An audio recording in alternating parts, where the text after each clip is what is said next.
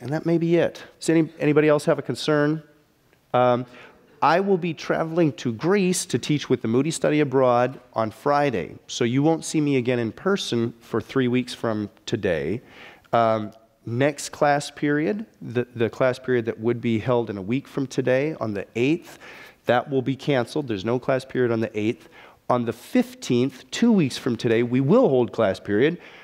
That's the day that we'll be hosting the guest speaker, Michael J. Kruger, and the other panel members, and I'll be floating around on cyberspace with you as well. I'm planning, I'm not sure exactly what's going to happen for my teaching portion of that class, but I'm planning, I've got a weekend there where I will be in Athens, and I should be able to take some pictures of Athens and the Acropolis and whatnot, so I'm hoping to show you those. Those pictures will be fresh off my camera, so to speak. And 2 weeks from today, we'll be having an odd class time, but I hope that it works well. Chase will be facilitating that for us. He'll be I like to think of it as some sort of physical avatar that's controlling this whole operation that we're doing. So Chase will be playing that role, and we'll be joining you from about 5 different locations. I'll be in Greece. And then 3 weeks from today, we'll be back and we'll run a normal session again. Any questions? Okay, I think we can begin class broadcasting whenever you wish, Palmer.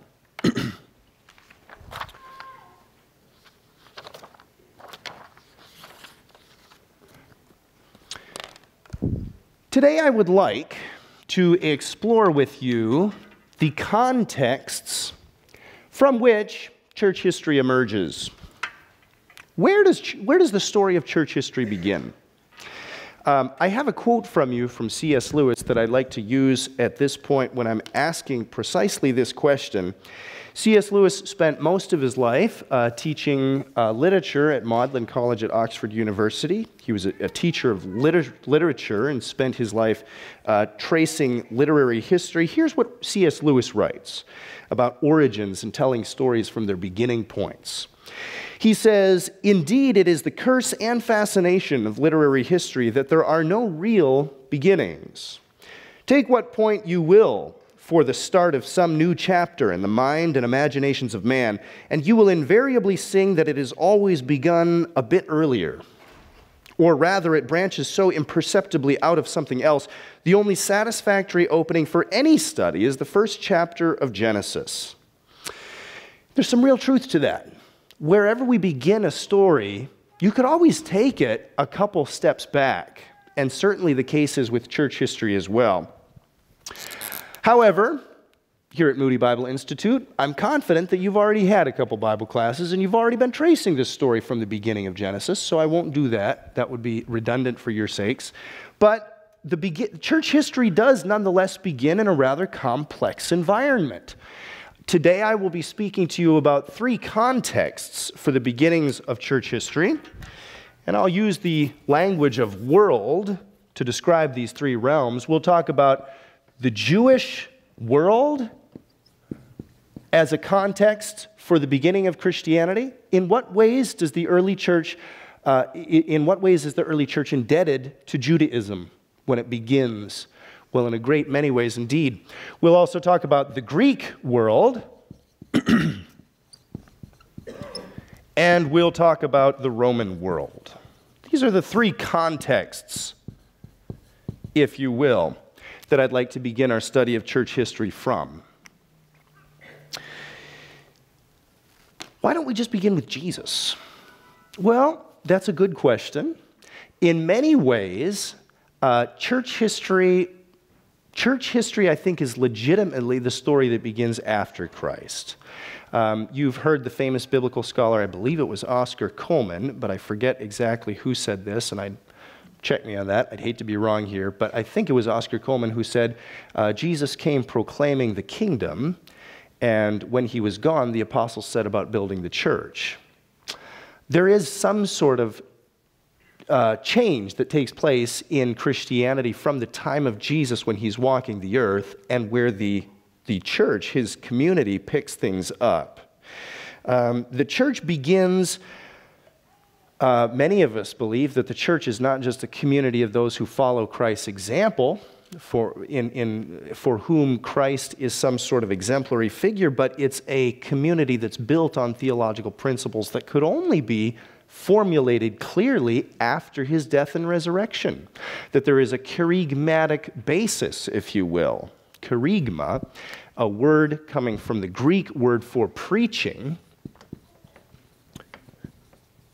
The kerygma, in some ways the church, I maintain, the church could only come into existence after the kerygma is set.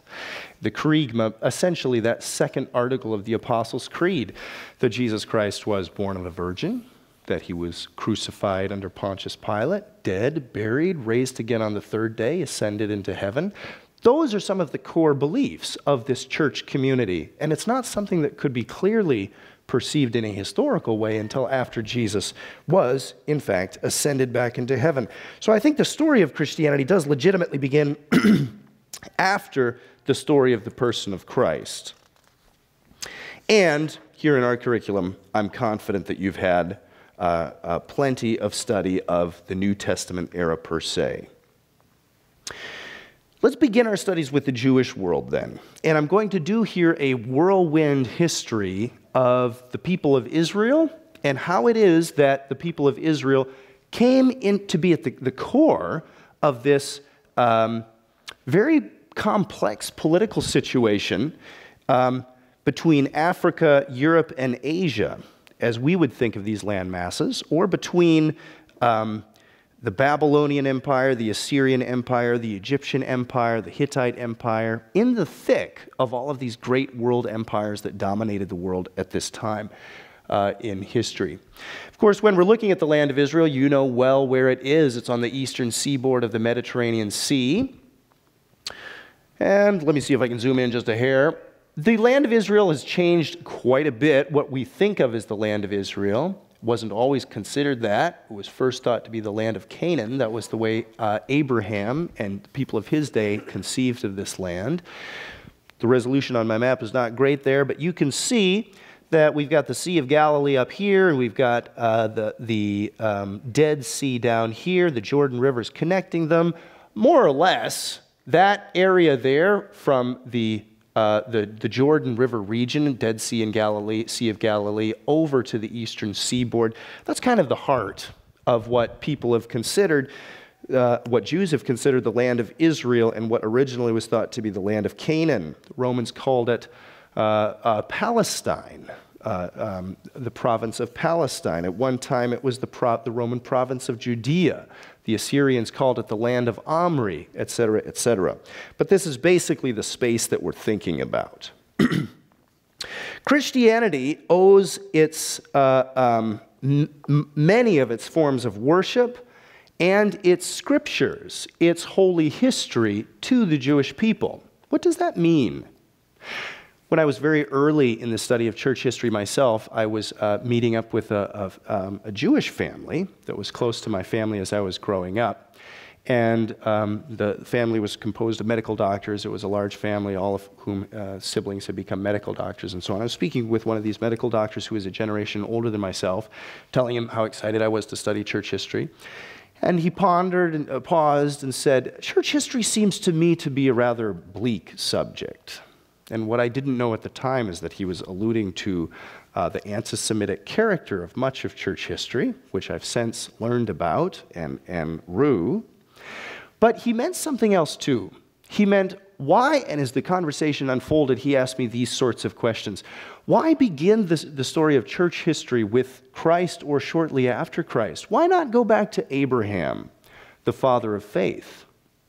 Well, it's an interesting question. It's a good question.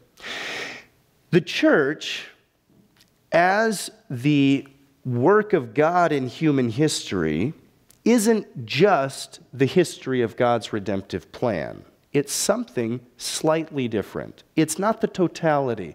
The church is not the totality of God's redemptive plan for all of history.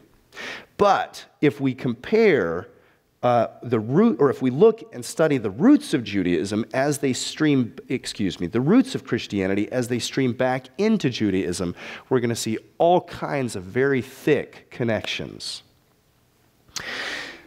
Let me give you a little of the history of this Jewish world.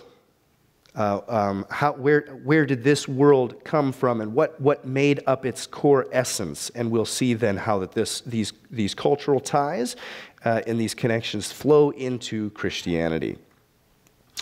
The first reference to Israel outside of the Bible is the stele commemorating the victory of Merneptah, who was Pharaoh of Egypt from 1213 to 1203 BC.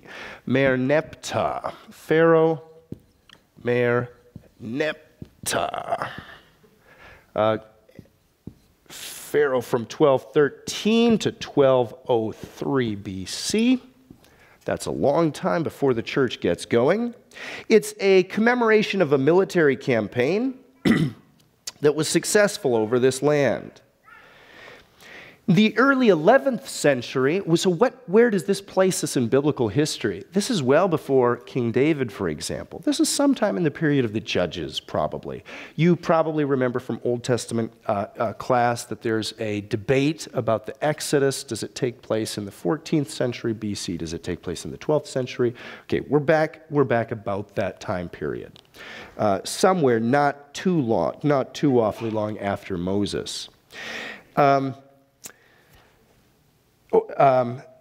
The people enter the land of Israel. There's a period of judges. King David comes and changes Israelite history dramatically.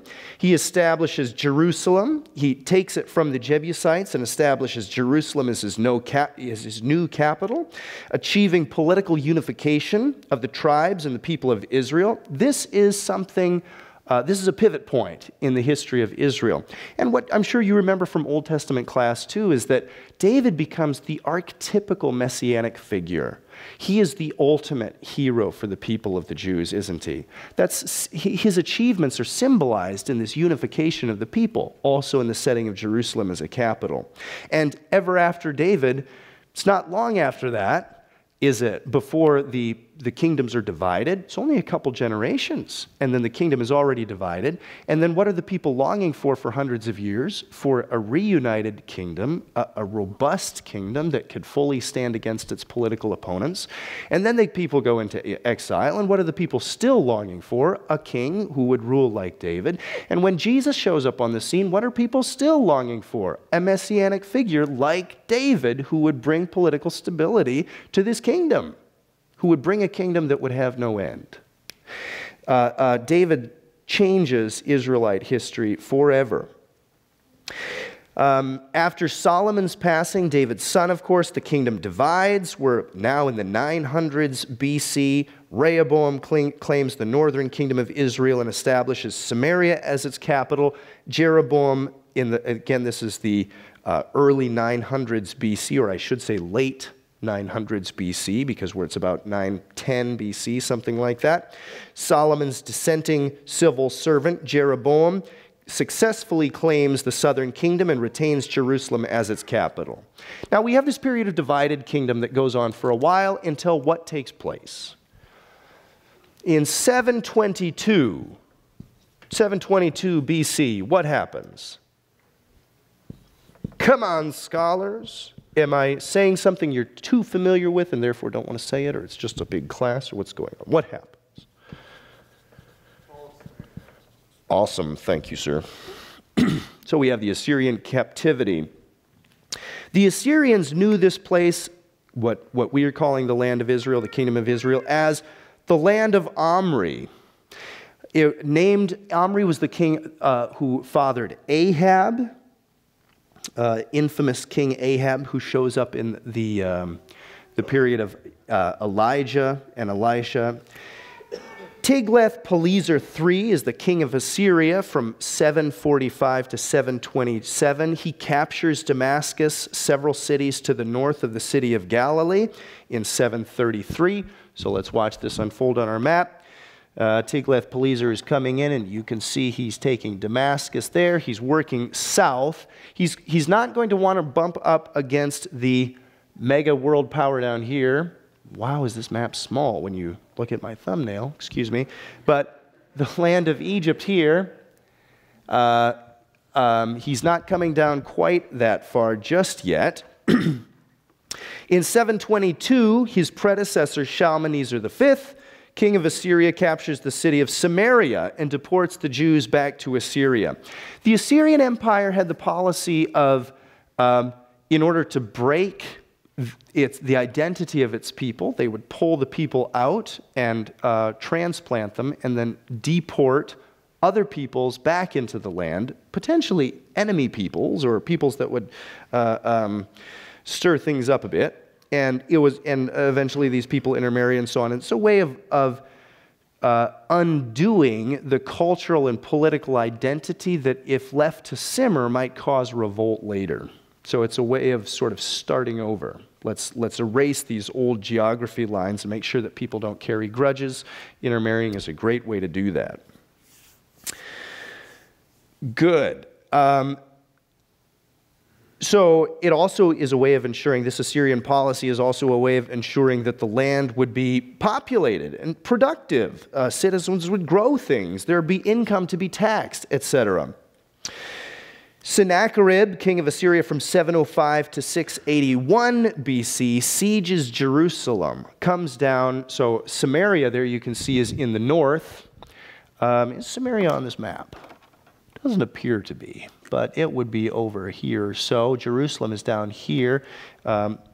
It's not too many years later before Jerusalem is sieged also by the Assyrians, but it doesn't fall. It's sieged in 701 BC. His men deliver this message to the people, and we can read about this in 2 Kings 18. This is the way the scripture recalls this message from Sennacherib. The message is, "Thus says the king of Assyria, make peace with me and come out to me. Then each of you will eat of his own vine and each one of his own fig tree. And each one of you will drink water of his own cistern until I come to take you away to the land like your own land, a land of grain and wine, a land of bread and vineyards, a land of olive trees and honey, that you may live and not die." What's Sennacherib calling for as he's sieging the city of Jerusalem in 701? The city is laid siege, people are starting to starve in the city, and the king is telling them, let me take over, surrender, we'll deport you, but it's going to be a nice place that we're deporting you to. There's lots of bread, lots of wine to drink, lots of olive trees. Let's stop playing this game. Let me take your city, and I'll transplant you, and things will go better for you. Okay.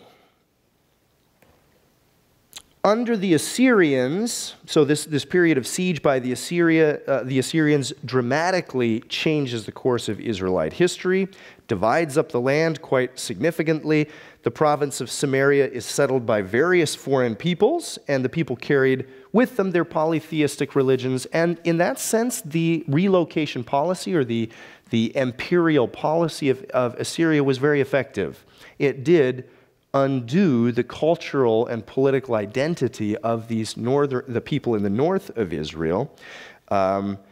Ultimately, the Jews and the Samaritans never came to terms with one another after that.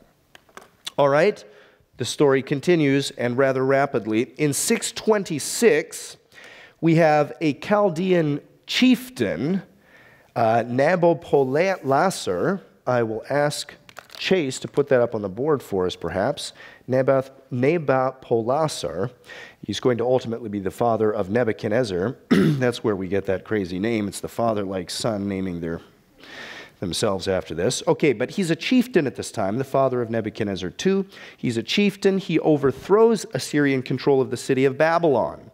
All right, now, I think it's important for us to realize that all of this business of kings overthrowing other kings, don't imagine that that changes everything about the political situation of the city. What we have is an empire knocking out the militaries of these cities and taking over control of that city. So it's like these waves running over the Near East. Not everything about the city, though, was completely destroyed when these things are taken over. Let's see if we can find Babylon. Okay, we've got Babylon down here. Nabopolassar, excuse me, that's going to be Nebuchadnezzar's father. He is a Chaldean chieftain, that's the tribe, Chaldean, and he's able to overthrow the Assyrian governing structure of Babylon, which was a city from antiquity. This city goes back at least a couple millennia before Christ. He managed to overthrow the Assyrians and gathers power, and the tidal wave starts rolling the other way. And this Babylonian empire seems to come almost out of nothing. Now, there was a Babylonian empire way back when. Hammurabi, whom you studied in high school, this brilliant lawmaker back in the deep 2nd millennium BC, about the year 1780 BC, something like that. He was king of the Babylonians as well. We will call this the Paleo-Babylonian Empire.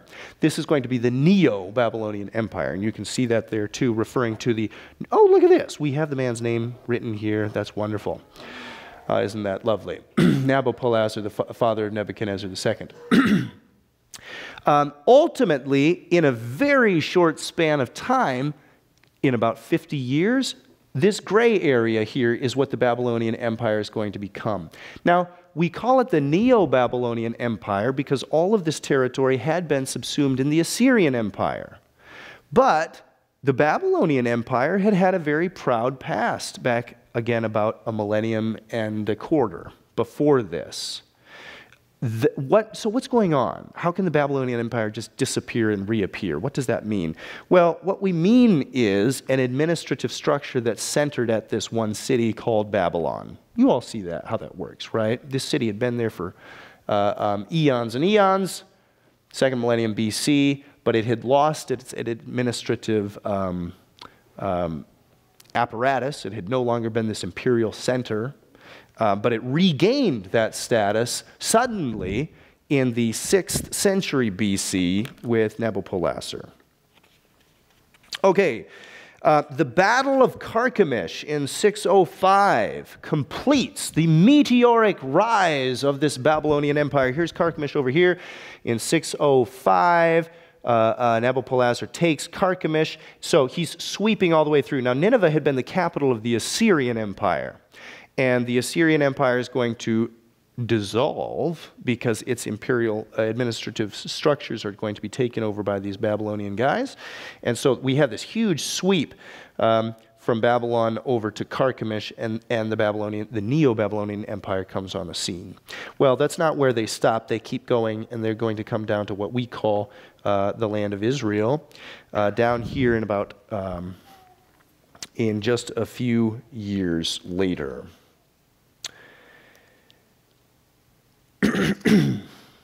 So in 586, and this is biblical history, so I need not repeat it in detail, but in 586, Nebuchadnezzar returns to Jerusalem in order to quell a revolt. He's trying to bring back political peace to this small strip along the Mediterranean.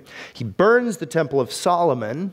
This is, of course, an act to break the identity of the people, destroys the royal palace, but he doesn't re-import foreign peoples into the land. He deports the people. And this is an amazing story, and this does begin really, I think you'll be able to see the beginning of why this is such an important context for Christianity, as he pulls out Jews from Jerusalem. And again, unlike the Assyrian policy that demands intermarrying and intermingling and undoing the cultural identity of the people, he doesn't do that. He allows the Jews to remain Jews in Babylon. And this is going to be the first obvious chapter in this thing that we call the diaspora. Now, what's the diaspora? What is the Jewish diaspora? You could speak of any diaspora community, but here we're speaking of the Jewish diaspora. What's that? I can see that doesn't really show up there on the screen, does it? What's a diaspora, folks? The period of time when they were living in Babylon. Okay, it does refer, so it may be used that way too, Tim. It may also refer to that. Typically what the word diaspora means is a human community. It's a community living outside of their traditional geographical boundaries. the diaspora. It's related to the English word dispersion, or something like that. So it refers to this dispersed community. And I'll tell you the punchline now, because I think in all of this context that I'm giving you, it may be hard to see the forest for the trees. The punchline will be Christianity grows through Jewish networks from the very beginning. The reason why Christianity can grow so rapidly in the first century is because it's a Jewish faith movement. It's a movement about the Jewish Messiah, right? Of course it is. So it's a religion, it's a faith that will shoot through an existing human network. It's called the Jewish network. The Messiah's finally come. The Christ has finally come. And those Jews who accepted that message become the church. Christianity would not have spread nearly so quickly, and I can't begin to imagine a comparison point, but there would be no comparison. Christianity would not have spread nearly so quickly had it not been for this worldwide diaspora of Jewish communities all through the known world. And the spreading of the Jewish people begins in a dramatic way here with the Babylonian captivity in the 6th century BC when Nebuchadnezzar II takes the city in 586. Okay, but that's of course not the end of the story. And from here on out, I think you'll see why the Jewish people had a deep longing for a king to reunify them and to bring political stability to the area, because this land becomes very unstable. Just tidal wave after tidal wave of imperial activity flowing through it. The Babylonian Empire doesn't last very long. Do you remember in Daniel, the book of Daniel, chapters 2 and chapter 7, where you've got different images of these world empires that are going to follow after the exilic period to Christ's day? Do you remember that? You've got the statue with the head of gold and the chest of silver and the thighs of bronze and the feet of clay and so on, right? Or you've got the various beasts that come through in Daniel chapter 7. The lion, etc., the lion with the man's head, and the bear that's lifted up on one side, right? You've got all those. We're just counting down. This period of about 600 years goes very rapidly through all of these imperial transitions. So the Babylonian Empire is toppled, and this is also part of biblical history we can read in the book of Esther and Daniel. The Babylonian Empire topples to the Persian Empire. Cyrus II takes control. And Cyrus II, whose name, amazingly, shows up in Isaiah 45. It's one of the most astounding prophecies in all of biblical history, where it appears that the prophet Isaiah names Cyrus by name in Isaiah 45:1 and says that the deliverer of the people of Israel will be this guy Cyrus. Well, Cyrus shows up and takes the Babylonian Empire, takes control of the Babylonian Empire, and allows their imperial policy what to do with conquered peoples. They allow Israel to return to the land and to practice their own religion. Persian Empire doesn't last all that long either. In the latter half of the 4th century, we have this General Philip II of Macedon. These empires just spring up almost out of nowhere. All right, so here's a map that ultimately is going to show some other details that I'll show you about in a minute. But for the moment, where's Macedon? Let's see. So Macedonia over here, which is technically a country. I forget if the EU, I think the EU does recognize Macedonia, of course.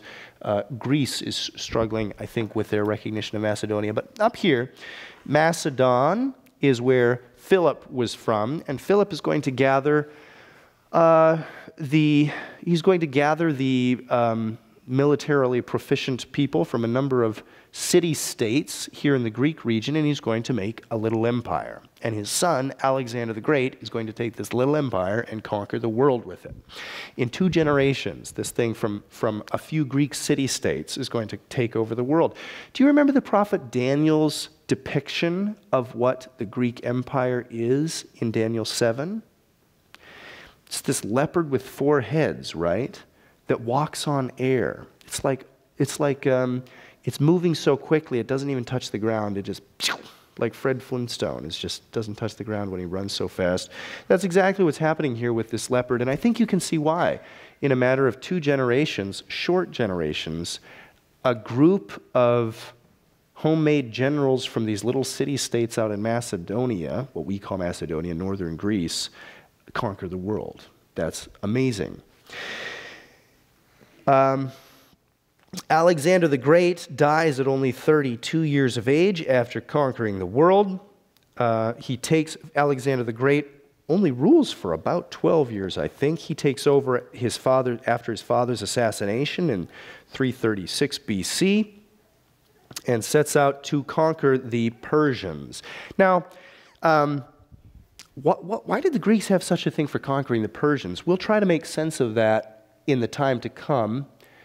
We need to untangle Thucydides just a little bit to understand what's going on. But the Persians have been these long-time enemies of the Greeks, way back when. The Persians have been invading the Greeks for several hundred years before Alexander the Great shows up. But this is part of Alexander the Great's almost unstoppable motivation to take the borders of Greek rule as far east as possible. He's trying to get wherever those Persians are coming from. Alexander the Great wants to get back to the root of that and stop it so that they stop coming every so many years and trashing their people. So look at what Alexander the Great does. It's really ridiculous. So here he is. He starts out here. This is where Philip of Macedon's empire begins. And by the time that Alexander the Great dies, can you see the borders of it? Here we go. This huge blob is the Greek Empire. How does that happen? One of the world's largest empires sprung up in a moment. Now, much of this is desert space, so some of this conquering went very quickly. But Alexander the Great is trying to get back to the root of this Persian people and trying to conquer the Persian people so that Thucydides doesn't have to write any new histories about these epic wars between the Greeks and the Persians. We'll get to that. Alexander the Great is coming through, again, that little piece of land that we've kept referring to back here as the land of Israel. And Josephus records how the high priests welcome Alexander the Great, whip out their their scriptures, their Jewish scriptures, Hebrew scriptures, and point to Daniel's prophecy that says a Greek king would rise and conquer the Persian Empire. According to Josephus' account, Alexander the Great is very excited to hear this.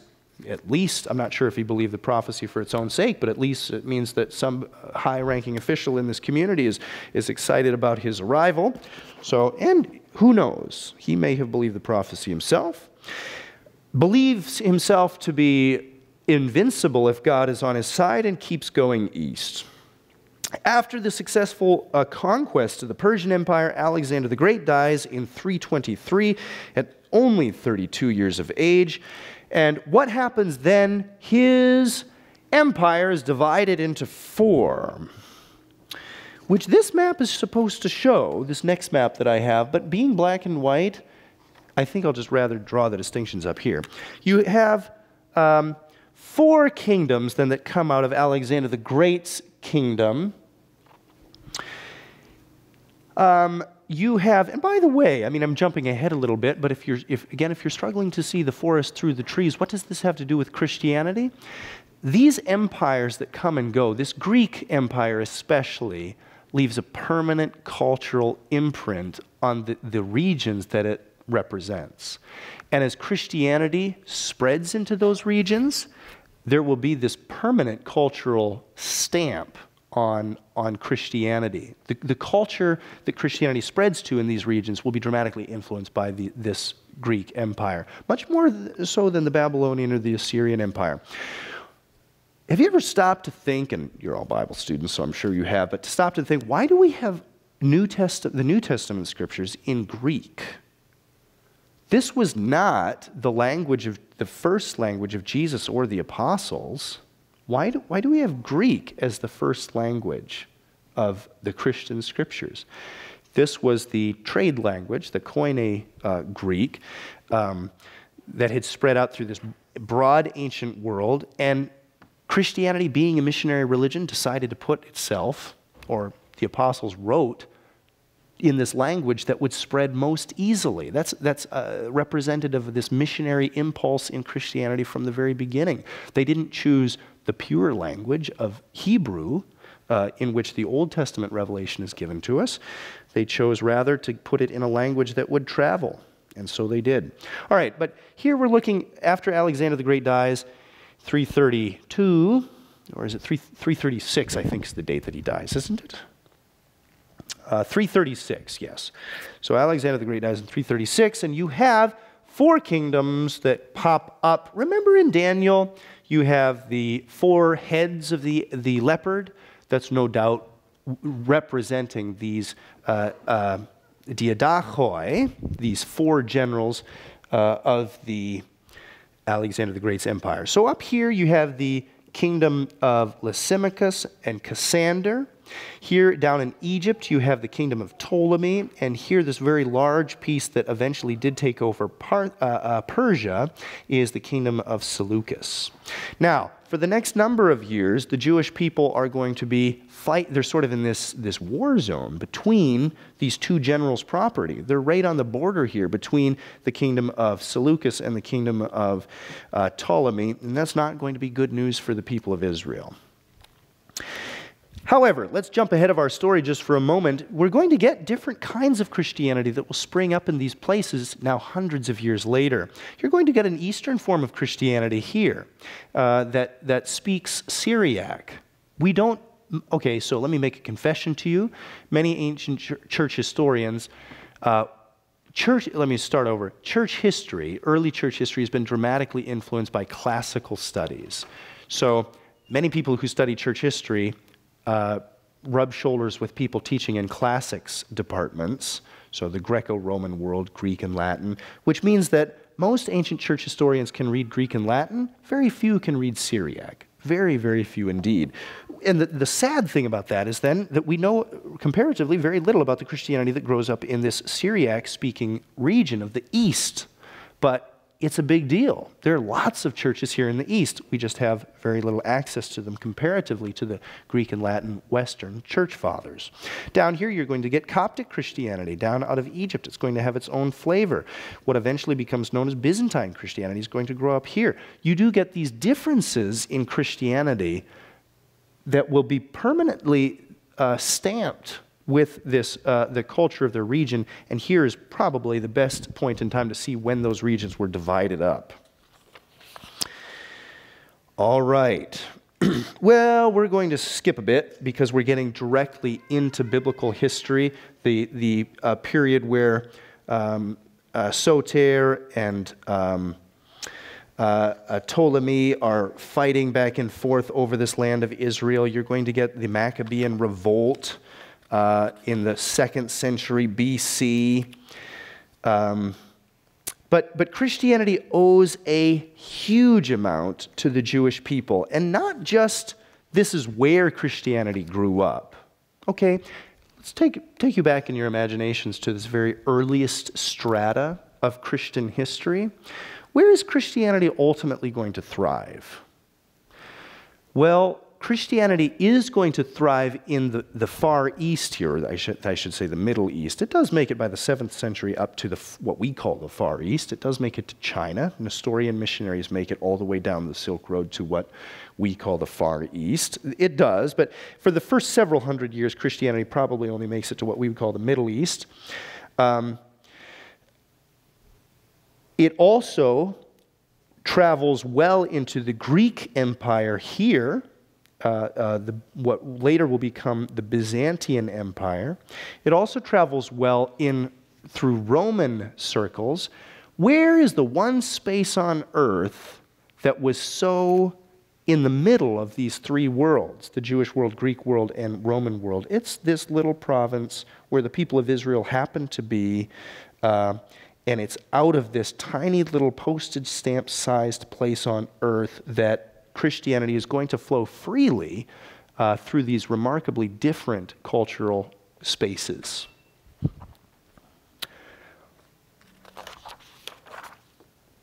Christianity owes an enormous amount to the Jewish heritage. The temple is destroyed in 70 AD. How does Judaism continue to work without a temple? They come up with a brilliant solution. The synagogue effectively replaces the temple worship. And early Christian services, early Christian worship, looks a whole lot like a synagogue service. Early Christian churches effectively are messianic synagogues. That's how they operate and spread. Synagogues originated in the post-exilic period. They began as, quote, places of prayer. They existed in Egypt by at least the year 250 BC. The Gospels report that Jesus taught and performed miracles in these synagogues in Nazareth and Capernaum. We can still visit the beautiful synagogue in Capernaum today, much as it looked, or we can reconstruct it much as it was during the day of Jesus. Many of the stories in the gospel contain these stories about Jesus' work in the synagogue, and the apostles, when they pick up the story where Jesus left off, are spreading to churches that organize themselves in worship very much like the synagogues. The synagogue service had a sermon. Somebody in the community, after a time of prayer and worship, somebody would give a message. We see this happening. Paul is visiting various synagogues in Acts 13, Acts 14, and he's giving synagogue sermons. This is very much the way an early Christian service would work as well. Apparently, there's no evidence for early synagogues having segregated seating for women and for men. It looks like this happened during the Middle Ages.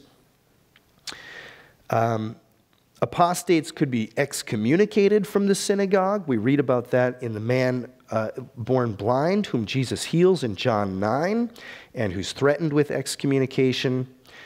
We have archaeological remains of more than 100 synagogues in Israel today, some of which date back to a period prior to 70 AD. It's not just the forms of worship that Christianity has borrowed organically from Judaism.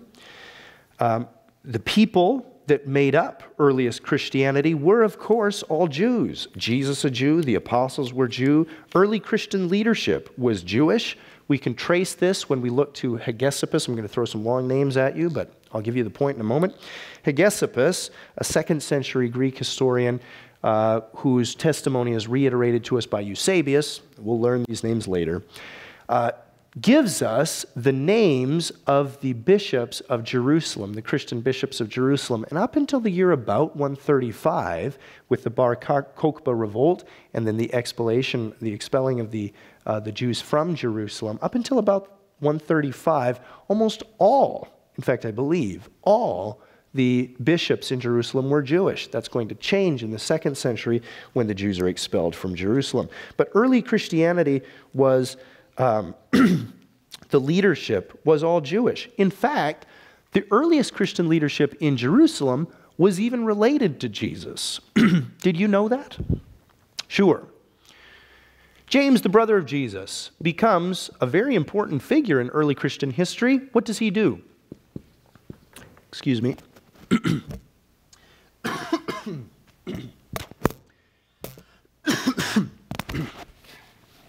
Terribly sorry. James, the brother of Jesus. Who is this guy? Well, he becomes the bishop of Jerusalem, right? Jerusalem until 70 AD and the destruction of Jerusalem is going to be the center of the Christian world. Again, the center of this messianic Jewish movement. James is the oldest earthly brother of Jesus, probably second born of Mary, right? He's going to be, why is James appointed leader of the Church of Jerusalem? He's a family member. He's the closest family member to Jesus. It makes sense that he would take over church leadership, at least in the 1st century it did. Who was Jude? Jude, the brother of Jesus, maybe one of the younger brothers of Jesus, the earthly brothers of Jesus, writes one of our epistles in the New Testament and also seems to have been a prominent figure in the Jerusalem community. We have a story that Eusebius relates to us about the grandchildren of Jude, who were also influential figures, bishops and presbyters and so on, of Jerusalem several generations later. Do you see what's happening? For generations after Jesus, they're still appointing his family members to be leaders of the church in Jerusalem, which is thought to be the head of the church. All that's going to change in a dramatic way in 70 AD, when what happens? The Romans come and destroy the temple, and Judaism, the structures of Judaism are shattered. And it's not too many years after this, in 135, with the Bar Kokhba revolt, that Jews will be expelled from Jerusalem. The land of Israel will be renamed by the Romans Aelia Capitolina. They're going to not even use the name Jerusalem for this. It's the province of Judah, what had been formerly Judah, is going to be renamed Palestine, named after the Philistine enemies of Israel. Christianity is going to have to adapt very quickly to survive this break from Judaism. Christianity spreads so quickly, and it's only possible for Christianity to spread so quickly because the networks of Judaism are worldwide, and Christianity spreads through those worldwide networks. But about this early 2nd century period, Christianity has a dramatic break from Judaism, a necessary break, and begins to spread through other ways. Good. All right, that's where we'll close our first lecture period. And let me just ask, Chase, do we have a quiz for this first period? All right, Chase is giving me the... I'm sorry? Do have a quiz. We also have some questions that came through on Skype. So if people want to get their quizzes up, it's going to be quiz number 1. We'll ask a couple of these questions real quick.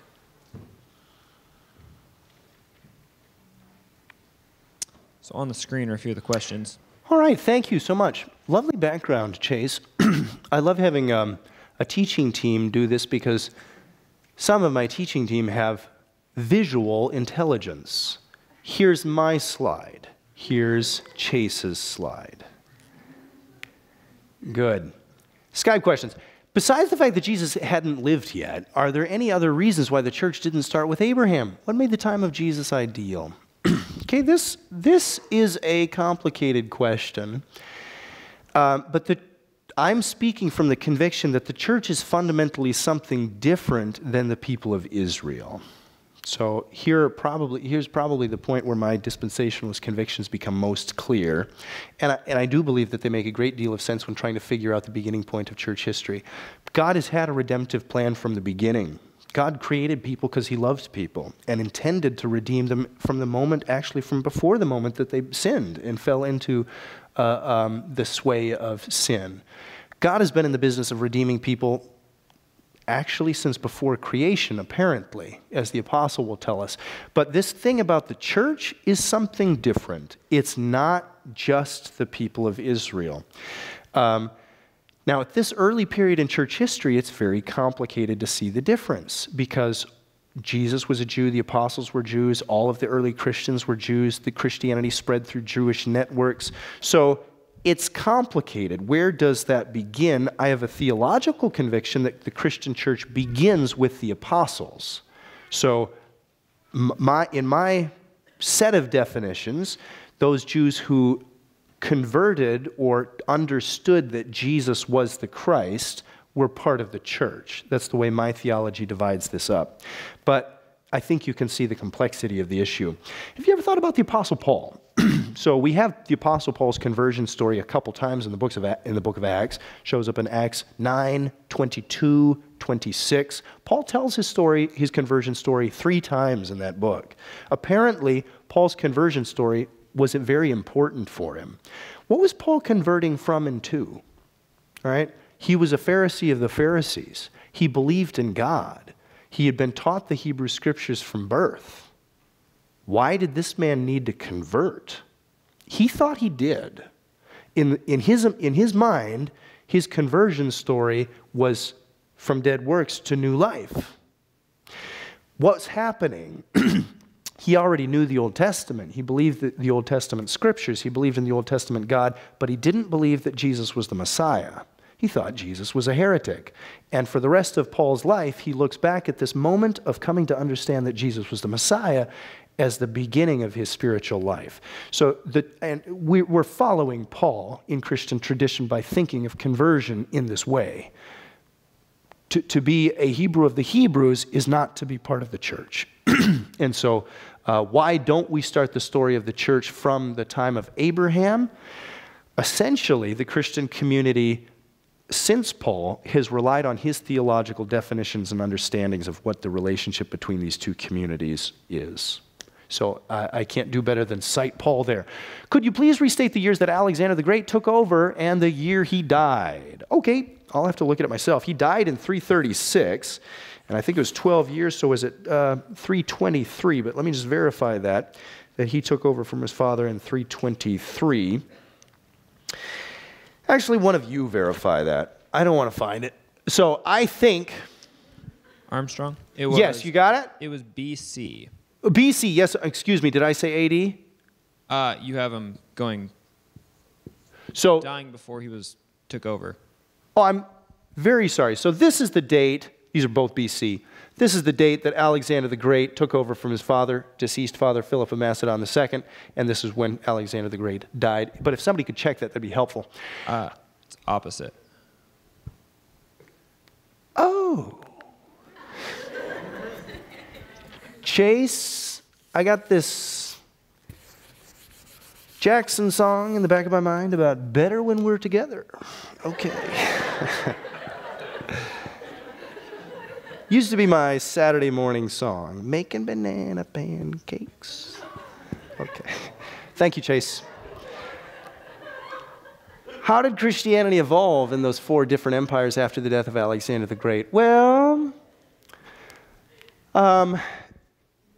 very briefly, if I can just have control of the map here again, we are going to see Christianity has often been thought of as Latin and Greek. And those portions of the empire are going to be pretty clear. You're going to get predominantly Greek Christianity coming out of this area here will eventually become known as the Byzantine Empire. Further west off the map, you're going to get Roman Christianity, where Rome is the predominant power and where Latin will be spoken. Greek Christianity growing out of this region is going to ultimately become what we know as Eastern Orthodoxy. Now, there's a lot of history in between there, but Eastern Orthodoxy will most resonate with the history and culture of this region. What we know as Roman Catholicism will most resonate with the Christianity that grows out of Italia, the Roman province and capital of Italy.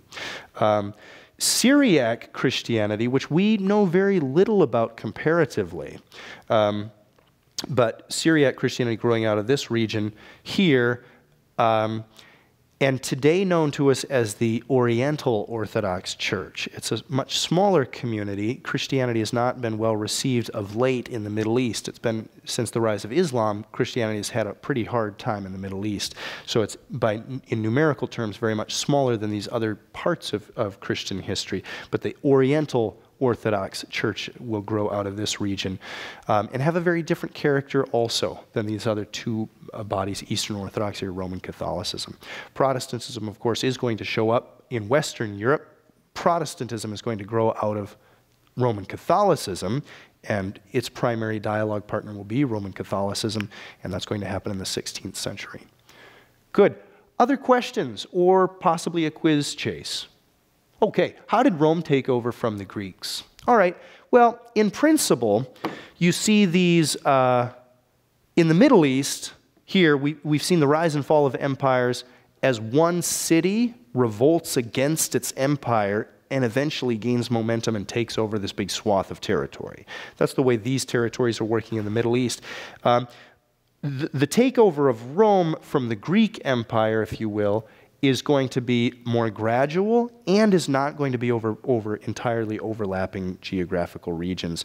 Rome is going to thrive further west. The Greek people, back from about the time of Homer in the 800s BC and so on, were thriving in modern-day Greece. But further west, across the Aegean Sea, what then seemed to be a significant territorial boundary, quite a ways away, these Etruscan peoples are thriving in northern Italy, further west off the map. That's going to be where the Roman Empire ultimately comes And then with Julius Caesar and so on, there's going to be significant clash, and the Romans will start taking over former Greek territory. Good. Other questions? All right. Well, let's take our first break. We're running a little late, but that's fine. Take a break till 8:55, and we'll pick it up there. Thank you.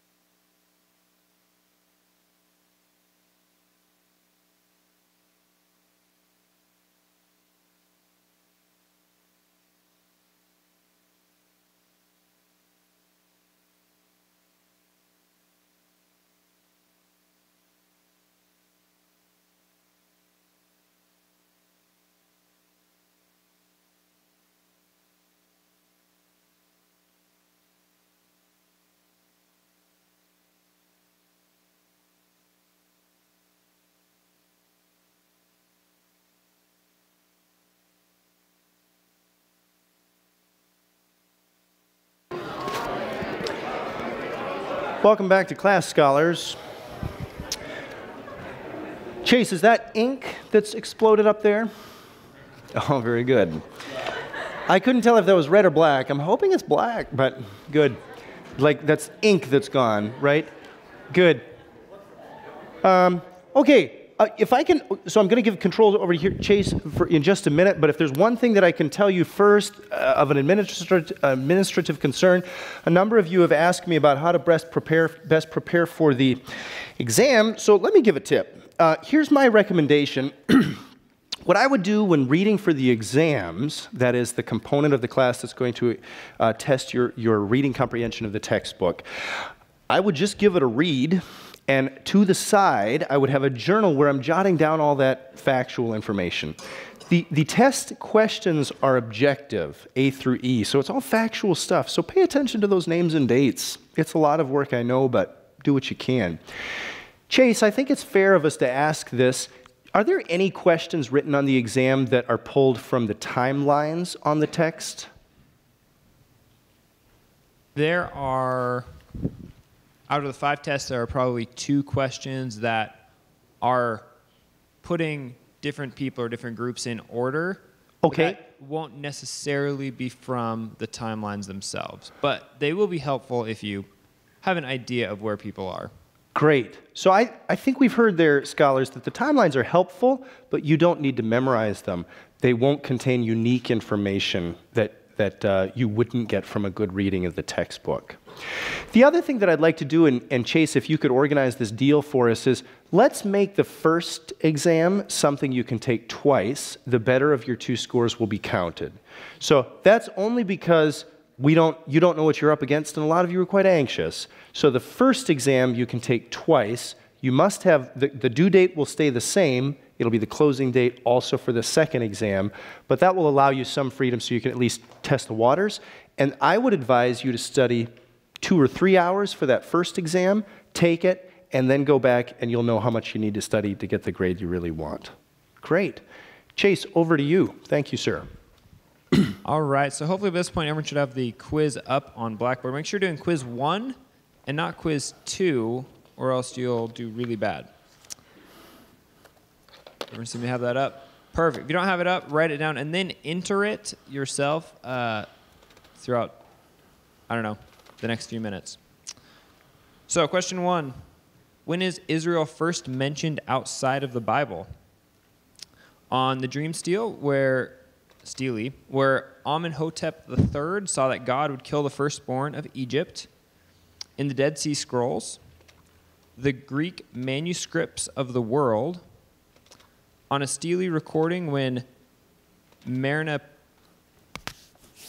I've been saying Merneptah, but I'm not an Egyptologist either. Merneptah, the pharaoh, defeated Israel, or the royal war logs from the Mesopotamian lords.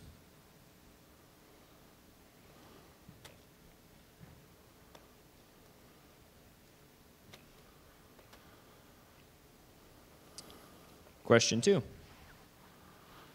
Which nation defeated the Persians and took control of Israel? A, Babylon, B, Greece, C, Rome, D, India, or E, the Huns?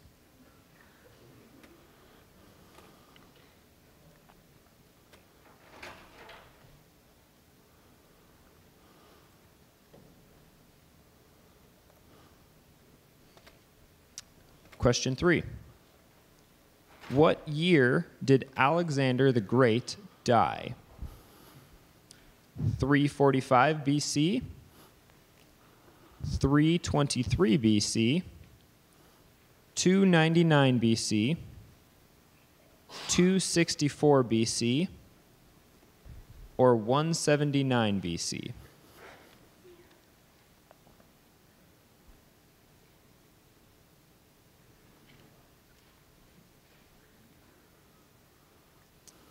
Question 4.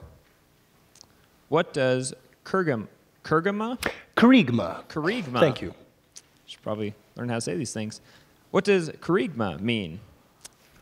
A, preaching. B, praying. C, teaching, D, healing, or E, prophesying?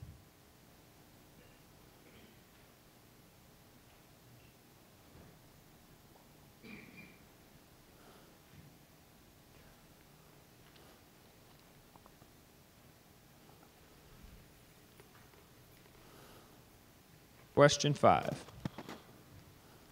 According to the lecture, what was the common denominator for the expansive growth of early Christianity? A, the Roman Empire. B, chariots. C, the Latin language. D, the Roman Catholic Church.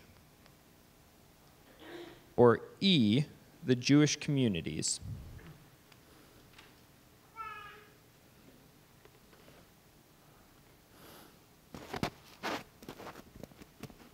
Kudos to you, Chase. That's a very well-crafted question. It requires you to think.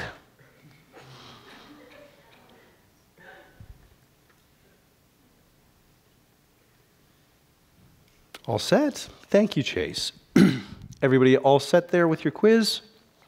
I think you've got the rhythm of it. We'll be doing this for all our class periods. So if you have any technical troubles with the Skype interface or the ability to take test questions, go ahead and ask us after the break, next break, but I think we've all got this. I'm so glad. And apparently everybody's getting internet connection. That's great. We can let Jason Floyd know that everybody can get internet in this room, which is pretty swell. When we first started using internet in this room, like the first 12 people to log on could use it, and then we were not set up to have 140 people online, but we're getting there. Great. All right, scholars, let's transition from the Jewish world and how that influenced the beginning point of Christianity and church history, and let's move to the Greek world.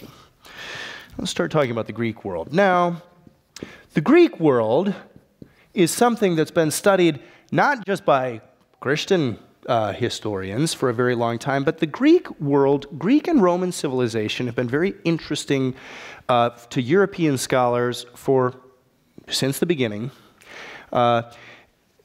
because of the massive cultural footprint that these cultures have had on European or Western society generally. In fact, when it comes to the Greek world, we're looking at the very earliest European civilization. And so, do you remember when I said that ancient Christian studies has been very deeply influenced by classics and the study of the classics? Why have classics been so important to European civilization for so many hundreds of years? It's because Greek society is the very oldest form of European civilization. And so let me tell you about the beginning of ancient Greece and ancient Greek society, and we will get eventually to how this may have something to do with church history.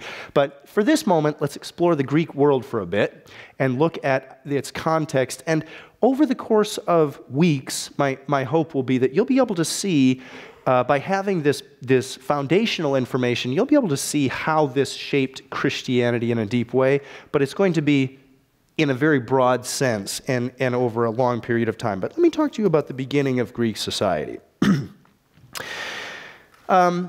First of all, let's talk about prehistory just for a second. What's prehistory? If I told you that something was prehistorical, what would that mean?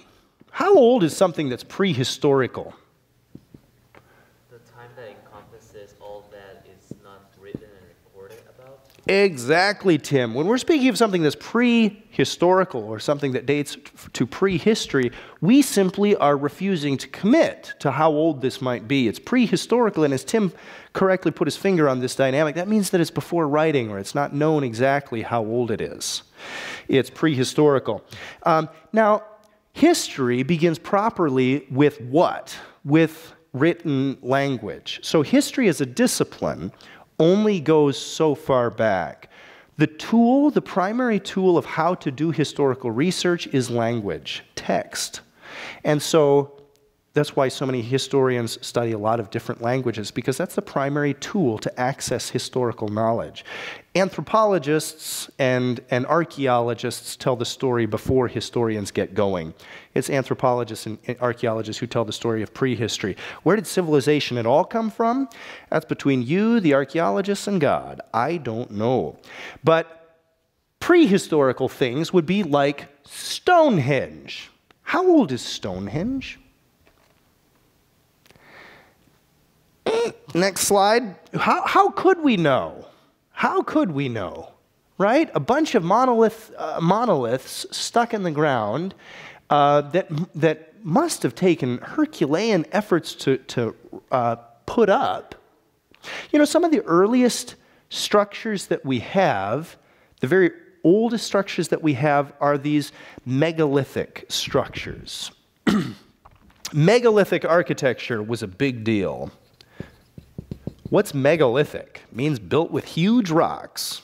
How did they get these rocks to move? I don't know. No one knows. BBC every once in a while will run a story on where Stonehenge came from and how these druids could get this together, but no one knows. There's not a written record. Here in Spokane, one of my favorite walks is along the Indian Painted Rocks. It's along the Little Spokane River, and the parking lot there, the place you'll find it on your Google Maps, is called Indian Painted Rocks. And if you start off on that hike, you'll look under here, and there's a preserve section. They've got it fenced off so that people don't deface it. And over here, you'll see some look like hieroglyphs or some cave painting, some Indian painting that's on these rocks that are sheltered from the rain, so they're sheltered from the elements. How old are those paintings? How would we know? There's no date given. So it's outside of the bounds of the historian to actually know these things. Here's a very famous cave painting. Looks remarkably detailed and really, I think, aesthetically compelling. You can tell that the painter really liked this cow. I don't know exactly how, but there's love in that picture. It's true. Now, when does this date to? These are the famous cave paintings in Lascaux in France. Actually, I think this is from Vogelhat in Germany. I'm sorry. No, this is in France. When does this date to? Anthropologists would guess maybe 40,000 BC, but it has a lot to do with your presuppositions. We're outside of a strictly, there's no way to plot this on a timeline. So we're doing time and history in a very different way. We're doing it by different disciplinary presuppositions than we do when we're doing history like Roman history. We're just operating in a different field. And the numbers that you'll get back from that type of analysis will be of a different kind. This is 200,000 BC. It's of a different kind of number than when we say that Rome was founded in 753 BC. We're just talking about something that's very different. I know numbers are supposed to be numbers, but they're not. We're talking about a different disciplinary approach to what's happening. Here's a little stunning little artifact. Look at this. Looks to me like one of those woolly mammoths. Yes, this is a little bone. I think it's an ivory tusk of a woolly mammoth. It's about a 4-centimeter piece. This was discovered in Germany, in Vogelhat, Germany. A stunning, celebrated prehistoric artifact. When does it date to? Well, I've just told you it's prehistoric. We have no idea. Until Jurassic Park becomes reality, we won't know. Okay, so there we could talk about prehistorical stuff all day and night, although I would be out of my disciplinary depth to do that. But when does history begin? History begins in the Fertile Crescent in the 4th millennium BC. So here we're looking at the Fertile Crescent. You've seen lots of these maps because you're Bible students, and it's no coincidence in my mind. It's no coincidence that history begins in a space and time that parallels biblical chronology. As far as we're able to put together the history of writing, the Bible has a lot to say about that history, where and when these things happened. What does writing look like back then? So history begins with writing. Here's what writing looked like back then. When I look at this, it looks to me like some sort of primitive computer disk. All right? The analogy is not completely absurd. We're looking at a form of writing that has very, very little to do with the way that we write things. It looks alien. It looks like an alien computer program. That's because writing meant something very different and functioned very different in this society. Where does writing begin? It begins in Sumeria. I should say Sumer. Sumer around 3400 BC, something like this. Now, what are these earliest documents? These earliest documents, just checking something here, I'm very sorry. These earliest documents are, I knew it. I misspelled Sumer. Oh gosh. But I got to correct it. I'm so sorry. These earliest documents are receipts. They're business transactions. And this is the majority of what our first writing is comprised of. I was in Germany last year. I had the privilege of teaching with a study abroad program with Moody, and I was at in Berlin. There's a wonderful museum complex of museums in Berlin. I was at the Pergamon Museum, and there was a special exhibit there at this particular museum on the beginning of writing, and it was fascinating. I walked into this large space, and there on one side of the wall was this huge wall of receipts.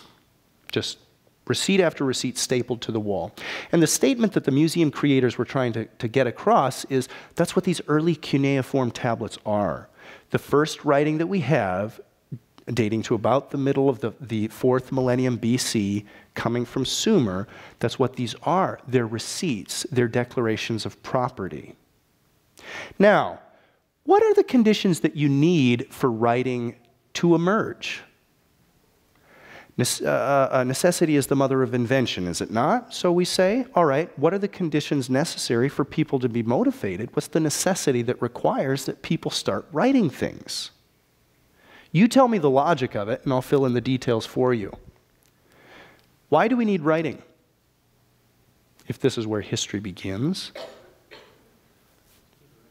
Keep a record of what? Thank you. Of the past, what kind of past? Who's we and what past are we keeping track of? What do you think? Okay, yes, so it's a communal past. Fine. Sorry if I missed something there. Go ahead, please, Charles. Well, the first records are receipts, so before they even become historians, the basic need is to be able to prove that their land is their land, or prove that they bought something for so-and-so, so you prevent legal disputes later on. Good. These earliest documents are to show ownership. Yes, and specifically the context of the we, if you will, that's showing the ownership is an imperial power. You get writing that comes out of empires. Okay, let me backtrack quickly for you. Empires, what are the necessary condition to get empires? So out of empires, you get the first writing. What do we get? How do we get empires? Well, empires you only get when you have large groups of cities that are administered centrally. The oldest civilization back in Sumer, we get some of these tablets written at this time. Things are governed by city-states. So effectively what that means is that every city in this Mesopotamian region, this region between the rivers, Mesopotamia, of course, means the land between the rivers, and here we have the Tigris and Euphrates rivers, and this is Sumer, ancient Sumer. Look, here are some of these cities that exist in Sumer. Ur the Chaldees, for example, and who, according to biblical history, comes out of this region? That would be Abraham. This is where he's called out of in the early, I should say late, again, like 2300 BC, something like that, so about the late 3rd millennium BC. At this time, things are governed by city-states. That effectively means that every one of these little cities is operating like a country. What do I mean when I say they're operating like a country? And I'm just using a modern analogy to try to clarify what how the different political arrangement would look at that time. That means that every country is possibly minting its own money and has its own money system or taxation. That means that every city is responsible for its own defense to a large extent, etc. These cities are taking over civic responsibilities that in our modern minds a nation state would care after, like finance and government and taxation, etc., law, the production, the legislative responsibility of a country to produce laws and so on. These cities are doing that. When you get in the time of city-states, you don't need as much writing. To show ownership in a local city is not as hard as, and therefore does not require as careful of a documented process as to show ownership in an imperial setting. In a city, people are living together. So the disputes that would come up and the necessity to document ownership is less than if your administrative power is 50 miles away, or 100 miles away, or 500 miles away. If you're trying to communicate legal transactions over those type of distances, writing becomes absolutely mandatory.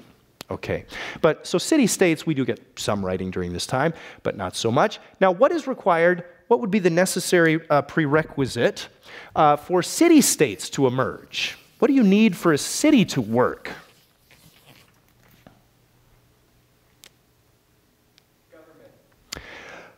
Kind of. Government, I wouldn't think as so much of a prerequisite as something that emerges simultaneously as the city. As the city grows, the administrative structure for the healthy growth of that city needs to keep pace, but wouldn't necessarily be a prerequisite in the way that I'm thinking. Somebody got another suggestion? Go ahead, please. What kind of culture are you thinking? Okay, and so you're right. Language needs to exist for people to communicate at a high, with a high fidelity with one another, so there's clarity in their communication and they know how to organize things socially. That's true, but we just have no tools to access when language got going. We just have no way to know when people started using language. And that's where historians and anthropologists may give you very different answers about that set of questions. Charles, actually here, I'm sorry.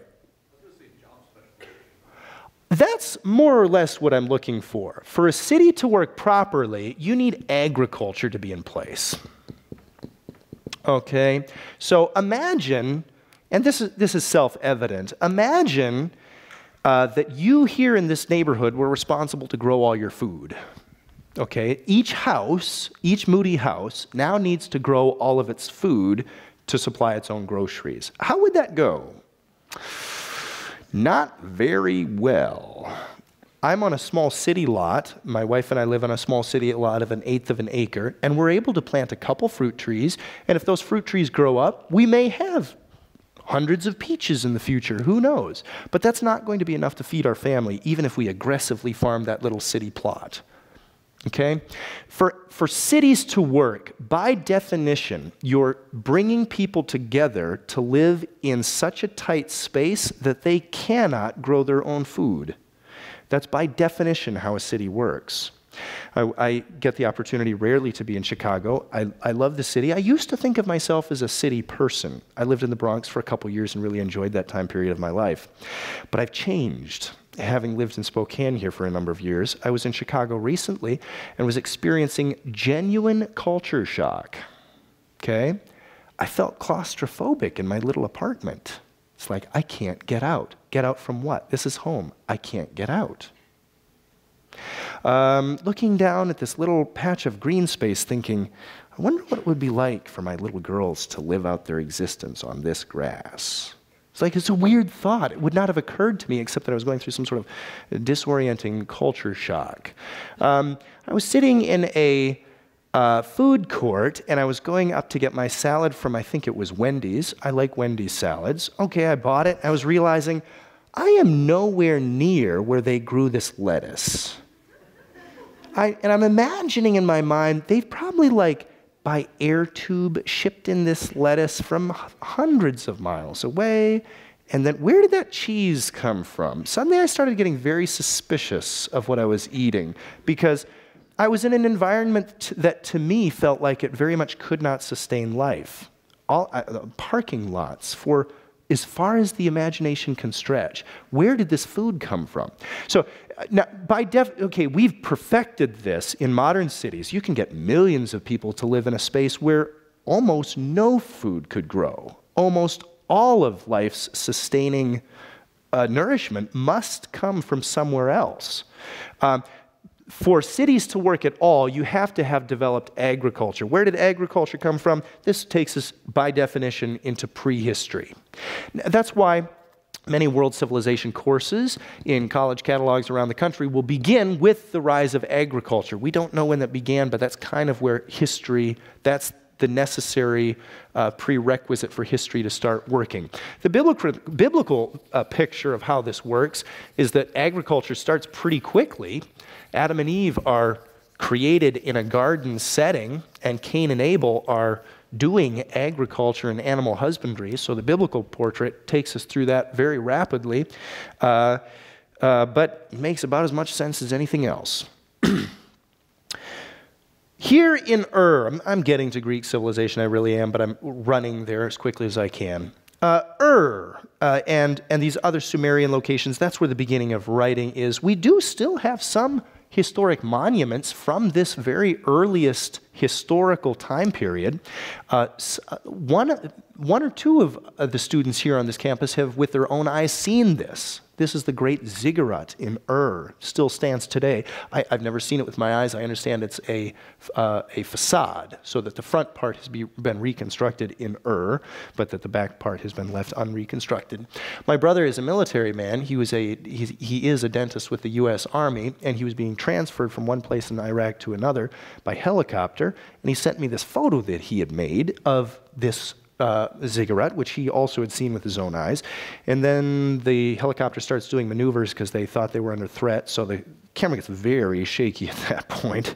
But some of you will have seen this place here in the Middle East, where earliest civilization comes from. Okay, now and we're going to fast forward this bit because I've told you through some of the other things that I've said, some of the connecting pieces that I need to make. How do we get from this ancient period of history to European civilization?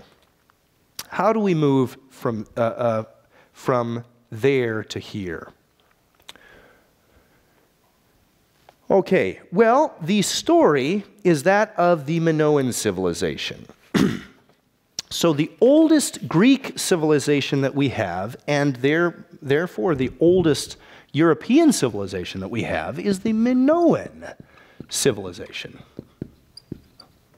We don't know exactly when to date these things, but somewhere in the third millennium BC. Perhaps, I'll give you just very loose dates, perhaps 2700 BC, or something like that, is the beginning of this Minoan civilization. And this becomes the earliest European civilization. The earliest strata of Greek civilization. Now, there were apparently Greek peoples living in the Greek islands. Let me see if I can get a map here. Okay, there were peoples living in these Cycladic islands here, and that would be the very oldest Greek society, but we just have no written record. Again, we have megalithic structures and some statuary and things like that from these people, but we have nothing in writing. So we'll begin our story with the Minoans, where we do get a little writing. The oldest form of European writing. It was Will Durant who said that the Minoan civilization is, quote, the first link in the European chain. Now, I think to understand the history of these ancient peoples, I think it's very important to understand the process of their reconstruction. In other words, I think it's very important for you to understand how people in modern times, only in the last 100 years or more, or thereabout, recovered an understanding of these ancient peoples. So as I look to the past with you, I want to be as open-handed as I can about where these conclusions come from, because I don't want you thinking that we've always known of the Minoan peoples and thought of them in this way. No, our understanding of these ancient peoples is very fragile and very volatile. It's changed a lot over the course of time. But here's the way the story in our current generation is told.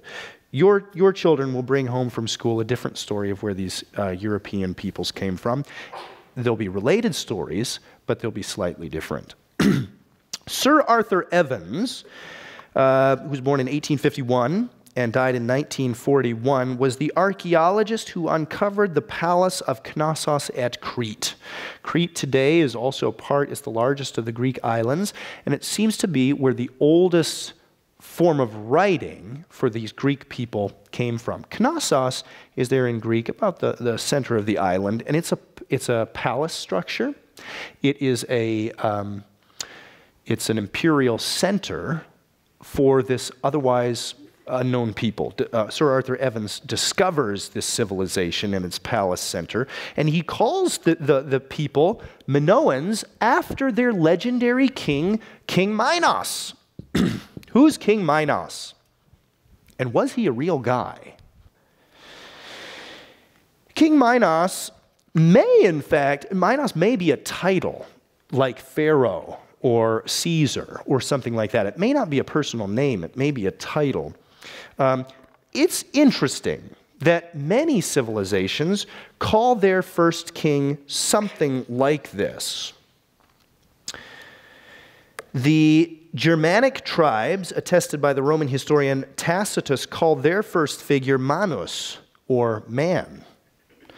For the Indians in the Hindu tradition, Manu is the oldest king, the king after this universal flood that begins ruling over the earth. For the Egyptians, their earliest king, their first quasi-non-legendary figure who unites Upper and Lower Egypt, is called Menes, Pharaoh Menes. Is this all the same guy? Like starting all these civilizations, or what's going on? Anyway, many civilizations have a like character who's this oldest known figure who really gets things going. And they just happen to all have the same name, which is weird. All right, but who was King Minos? King Minos was the ruler with the Minotaur. Am I ringing some bells now? Do you remember the Minotaur? The Minotaur, what is that? That word Minotaur just means Minos's bull. Tauros is the Greek word for bull. And so the Minotaur is Minos's bull. Who was Minos? You remember, he was king of Crete. Now, this was, Minos seems to be a real person. At least all the Greek geographers and historians think he was a real person. He was considered to be the son of Zeus. That is strange. Either we have no idea we have no history before him, in other words. Zeus was his father. Go figure. Strabo describes this King Minos as the first man to construct a robust navy. And this kind of makes sense from an anthropological point of view or an archaeological point of view, too. There were these peoples inhabiting these Cycladic islands. We know that from the statuary that they left. Looks like one of those folks made it big on this island over here, the island of Crete. Oh, I keep forgetting that you can't see my cursor. So down there at the bottom, you see those central white islands. Those are the Cycladic islands. And then down there at the bottom, you see Crete. It looks like maybe one of a chieftain or something like that from the Cycladic peoples came down to Crete and set up a robust civilization and had a navy that could outstrip the other tribes, Greek tribes at this time. We're reconstructing this as we go. And that would be one way to make sense of the account that we have from Strabo. Now, Zeus fell in love with Europa. You know the story. And in order to seduce Europa, he turned himself into a bull. Not the first thing many people would choose, but okay. So he pretended to be this friendly bull, came up and nuzzled next to Europa, who decided to climb on his back. Zeus swam all the way out to Crete, and they had a child called Minos. That's the story. And, of course, a Greek legend. But there's something, as we look back at it now at quite a distance, we could say that this is the birth story of Europe in many ways. It just, Europa, of course, is this mythological figure after whom Europe has been named. All right, well, what is King Minos doing here? He's a very cruel type. And he's not getting along at all well with the king, King Aegeus, who's king of Athens. Now, these cities go back into time immemorial. We have no idea how old these cities are. Jericho appears to be one of the oldest cities in the world, and archaeologists think it goes back to 9,000 BC about. I won't argue one way or the other, but cities go back. We're in the 3rd millennium BC. There's lots of cities on Earth at this time. And not of huge populations, but perhaps of many thousands of people. A large city might have many thousands of people. So Athens is an established city center at this time, has been for hundreds and hundreds of years at this time, no doubt.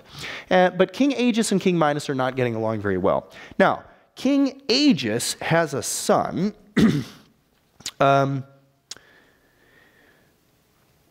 So here's where the feud comes from.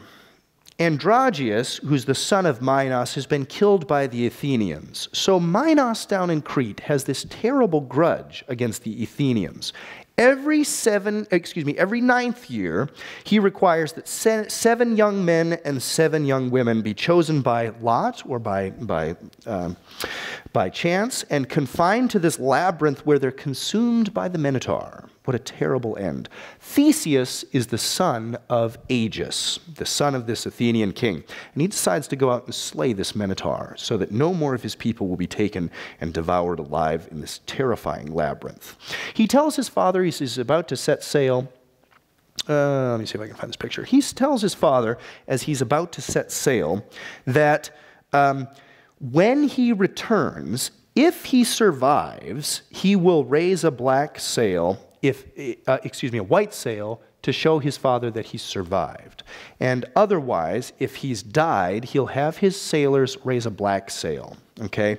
So, Theseus travels down to Crete. Very fortunately, he falls in love with Ariadne, who's the princess of Crete.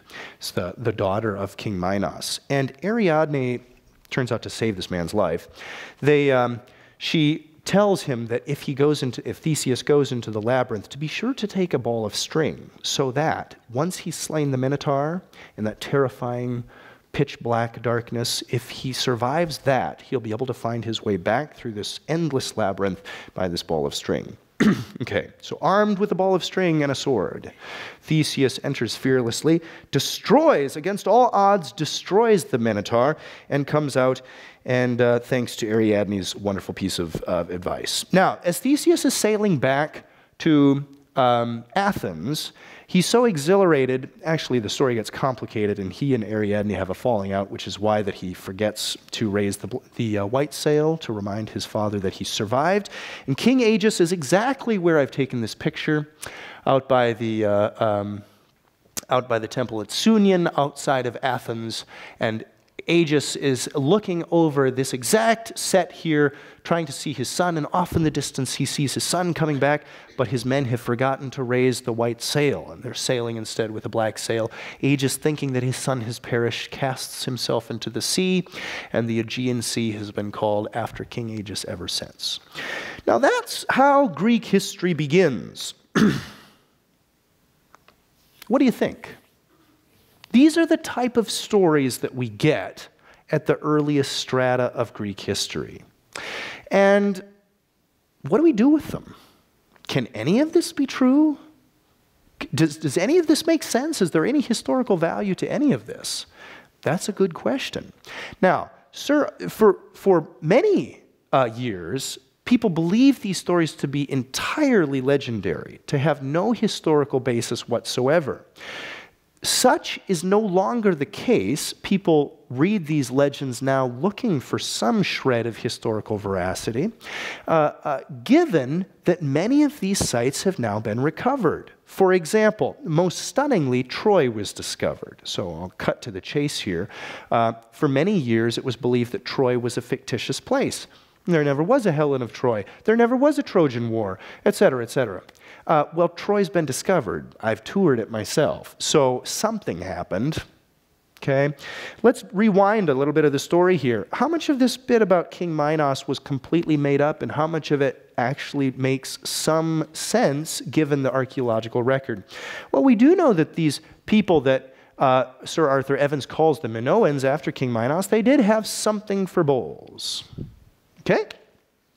It was a people that perhaps worshipped bulls. You can see what appears to be some sort of, perhaps a deity that we're looking at here that's available to us. I think these slides, I've not been to Knossos, but I believe this is at the Archaeological Museum at Knossos where this has been documented. We have things like that. Some of you will have seen this image before. It's on the walls of the palaces of Knossos. What's happening? Well, it appears that an acrobat is grabbing this bull by the horns, maybe doing a backflip off the middle and landing backwards. Was this some sort of celebratory acrobatic feat that the people at Knossos would practice? Is this maybe the way that the memory has come down to us, that Theseus slew the Minotaur?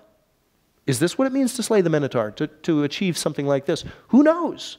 But there's something about a bull going on. And by the way, did you notice that this bull has a man's body? Did you see that? Did you catch that? So the Minotaur is meant to be this man with a bull's head. Not entirely fictitious in a strange way. The people worshipped a deity like this, or we got a statue of a Minotaur, so something's happening. Okay. Here's the actual palace at Knossos. Here's an aerial shot of the palace, what it looks like. Here's an archaeological reconstruction or a suggestion of what that palace may have looked like. Do you notice something about this? It's odd. There doesn't appear to be a central, what the Romans would call a basilica. There's not a central hall, a central room for justice. It's kind of a maze of administrative rooms. Now, there's a large court in the middle. What was this structure? Was this a palace? Was it a temple? I don't know. It may have been so confusing that people from Athens came back with a funny story about it being a labyrinth where they would sacrifice people to this Minotaur. Maybe that's the way this story came about, in a mangled version of a visitor who came to this place and came back to the Athenians telling them these strange stories. Can I make an illustration here just by way of comparison? I remember being, for the first time, in St. Basil's Cathedral. Is it cathedral? I'm sorry, I forget, but I think cathedral. St. Basil's Cathedral, which is the very large, celebrated onion-domed church on the Red Square, just off of the Red Square in Moscow. You know that? I mean, many of you, when you think of Russia and an icon of Russia or a symbol of Russia, you will think of this St. Basil's Church, right? Okay, well, I visited that once, and I went in, and with my sensibilities and what I was expecting of a church, I was expecting it to open up into a large auditorium. Isn't that what you see in a church? So we walk in, and I don't see what I'm looking for. So I keep going forward, and there's strange expectation that I'm going to come to an expansive room at some point, and I keep going forward. And all I find is these little tunnels, not tunnels, I mean, they're meant for people to walk, but these little walkways that go from little sanctuary to little sanctuary. It's like this little interconnected network of small chapels. I think there's about 4 of them. And then at the center, there is a larger chapel. It's not huge, to my memory, about the size of this front auditorium. The stage area. So maybe you could have 60 people standing. That's the way I recall it. It's been a couple years. I'm puzzled by this structure. It's not at all what I'm expecting. It doesn't correspond to the way that I anticipate worship would happen in a Christian tradition. Guess what? I'm not in the West. I've suddenly transported myself to the East. Is that crossing of expectations maybe what caused the Athenians to come back and say there's no open administrative space, it's a labyrinth? Who knows? But do you see, this is a test case for you to see where does legend end and where does history begin? Maybe somewhere around these Minoans. That's about as far back as we can get. Now there's a lovely temple there at Sunion, where Aegis was waiting for Theseus. It's also where Lord Byron wrote, or I think he wrote it there, or at least is connected to his poem, The Maid of Athens. And I think he even inscribed his initials on the pillar, which should have gotten him arrested, but I guess if you're Lord Byron, that actually adds value to the ancient monument. All right, well, what happens at Knossos and this Minoan civilization? They do have writing. So this is where history begins. It's only problematic that we can't read it, but they had writing. So it is a historical link. Do you notice something about this? This is called the Phaistos disc. This is discovered at Knossos as perhaps the oldest European language. Do you notice that it looks like a hieroglyph? It doesn't look like an alphabet. These aren't these aren't Greek characters, if you can see well enough to decipher that. This is some sort of hieroglyphic language. Now, I'm just going to touch on this and move on because I don't know how to reconstruct it, but did these hieroglyphs literally come from Egypt? We don't know. Sorry, folks. I don't know where this hieroglyphic script came from, but it looks like something that we would expect to have come from the ancient Near East. And this is the beginning of the European history. Now, there are two types of languages that have been uncovered at Knossos. There's, for lack of a better word, we'll call them Linear A and Linear B. Linear A and Linear B. Linear A has not been cracked. If you want to change world history, go crack it. This is the hieroglyphic language that we just don't know what they're saying when they write in that language. But Linear B has been cracked never cracked by Sir Arthur Evans, who uncovered this civilization and began doing the original archaeological work, but it has been cracked in 1953 by Michael Ventris and John Chadwick. They were able to decipher Linear B, and they determined that it was an old form of Greek. So it's not written in Greek characters, and so they're not able otherwise to,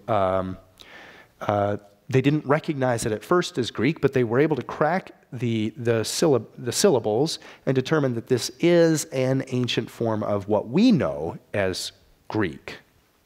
So at least with Linear B, there is this connection to later Greek history as it unfolds. Where did the Greeks come from? If you crack Linear A, you'll probably be able to tell us.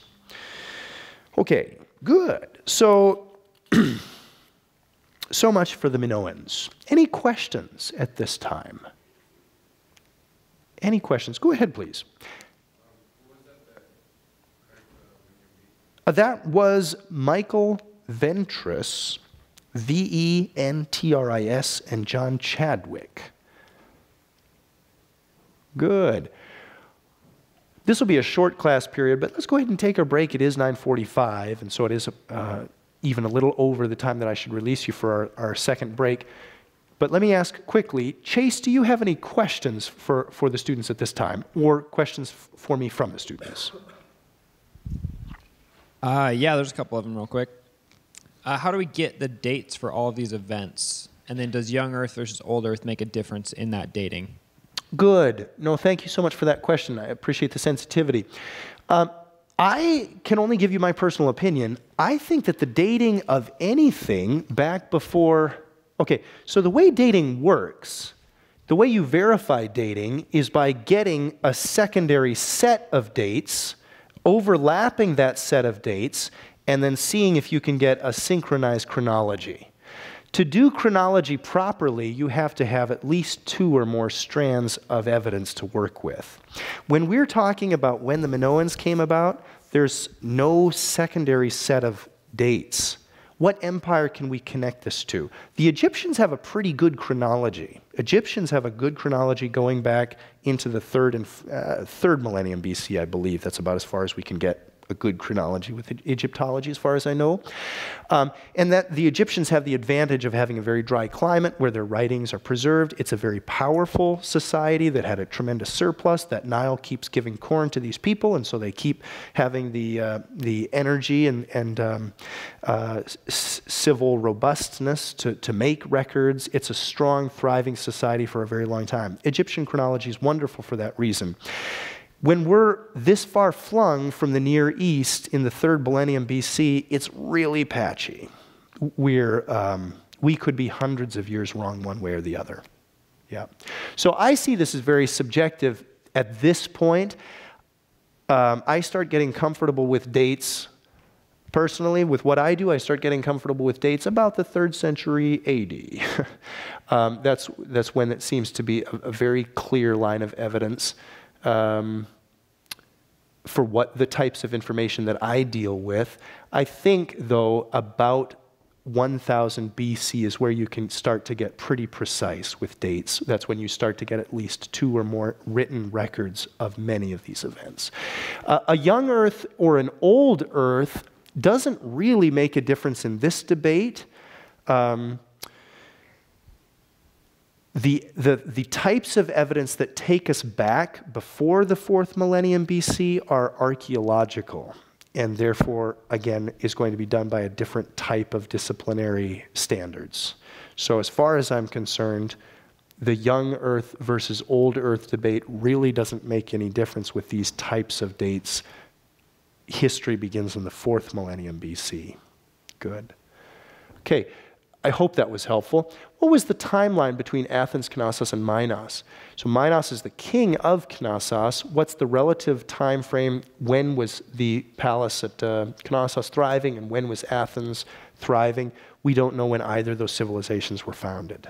So they drift off into the 3rd millennium BC, or even the early part of the 3rd millennium BC. Good. Any other questions? Sorry I had to be so vague with those. Chase, do you have any questions for the students? Nope. All right. Then we'll take a break. Come back at 10. We'll have a short lecture for our final period. Thank you.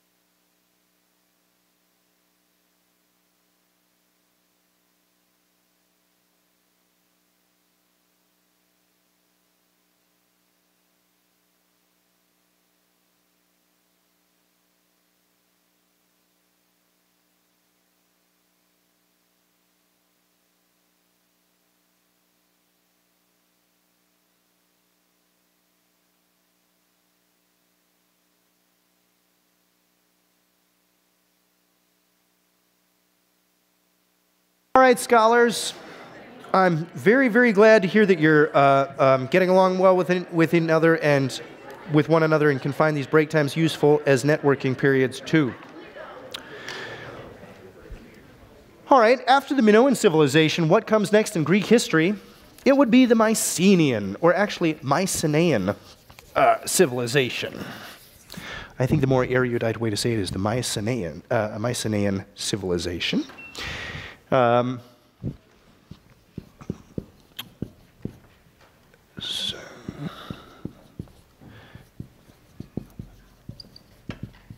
And we'll give another loose date. We have writing, but we don't have the kind of histories that we would like to be able to figure these things out. So the dating up through this point in time is very loose, but somewhere this civilization, this Mycenaean civilization, is thriving somewhere in the middle of the 2nd millennium BC, maybe around the year 1400, something like that. And this is the next civilization after the Minoan civilization. This civilization is uncovered by Heinrich Schliemann. Yes. Chase, can you slap that up on the board there? It's Heinrichsc. I can do it.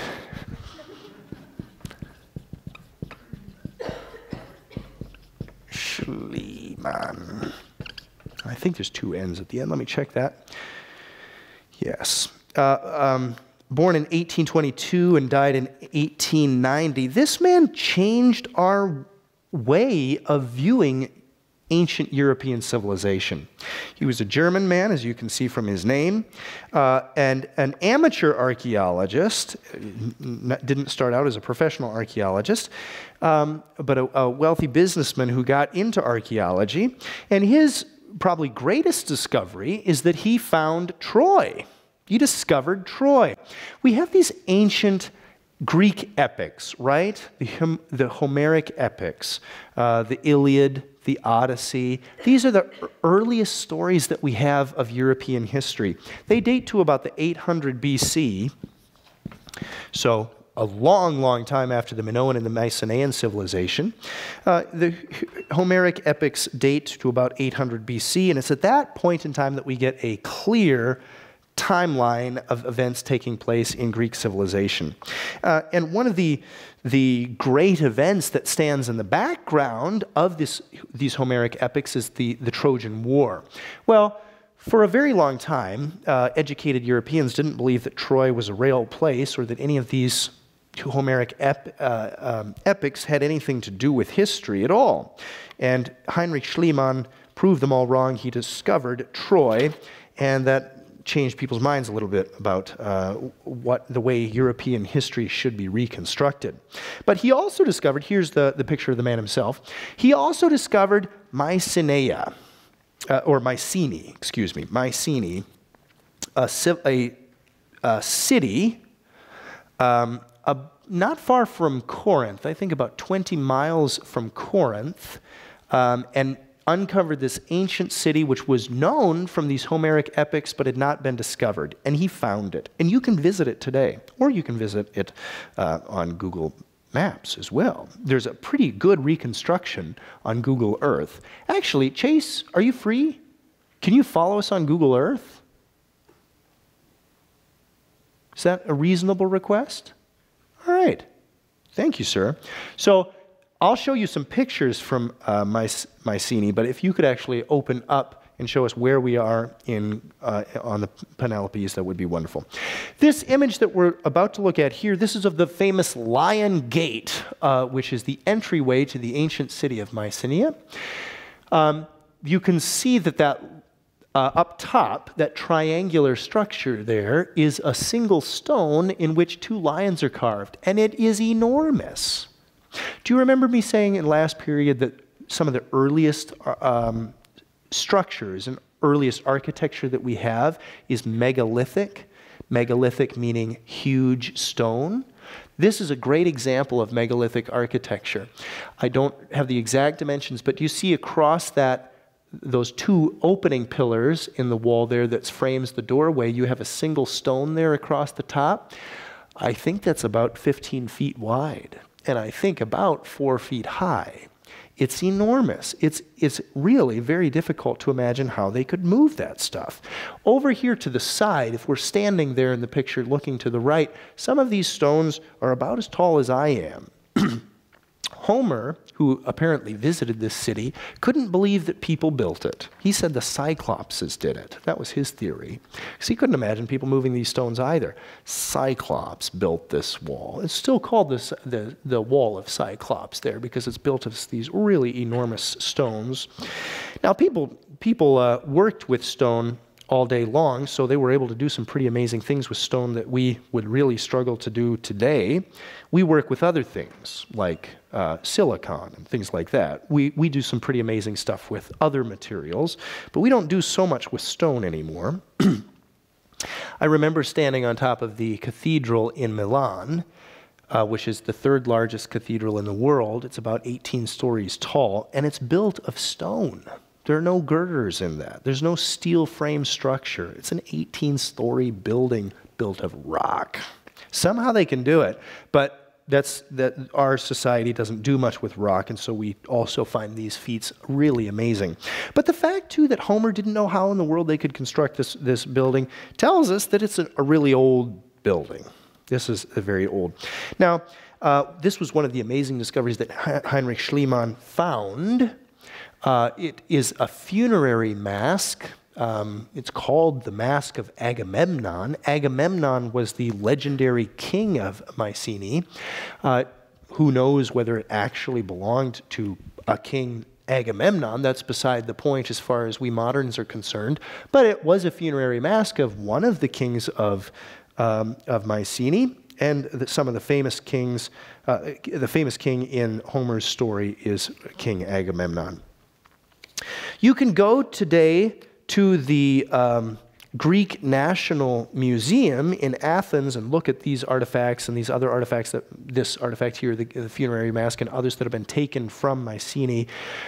Really, we don't know too much about the Mycenaean civilization. And the reason why I want to tell the story of how these things were discovered is just to let you in and be transparent with you that most of our knowledge about this is reconstructed from a couple tremendously important finds, archaeological finds. So Schliemann opens up this city and discovers a lot of things, and our idea of what the Greek civilization looked like at this time is really based on a few points of data. Good. Now,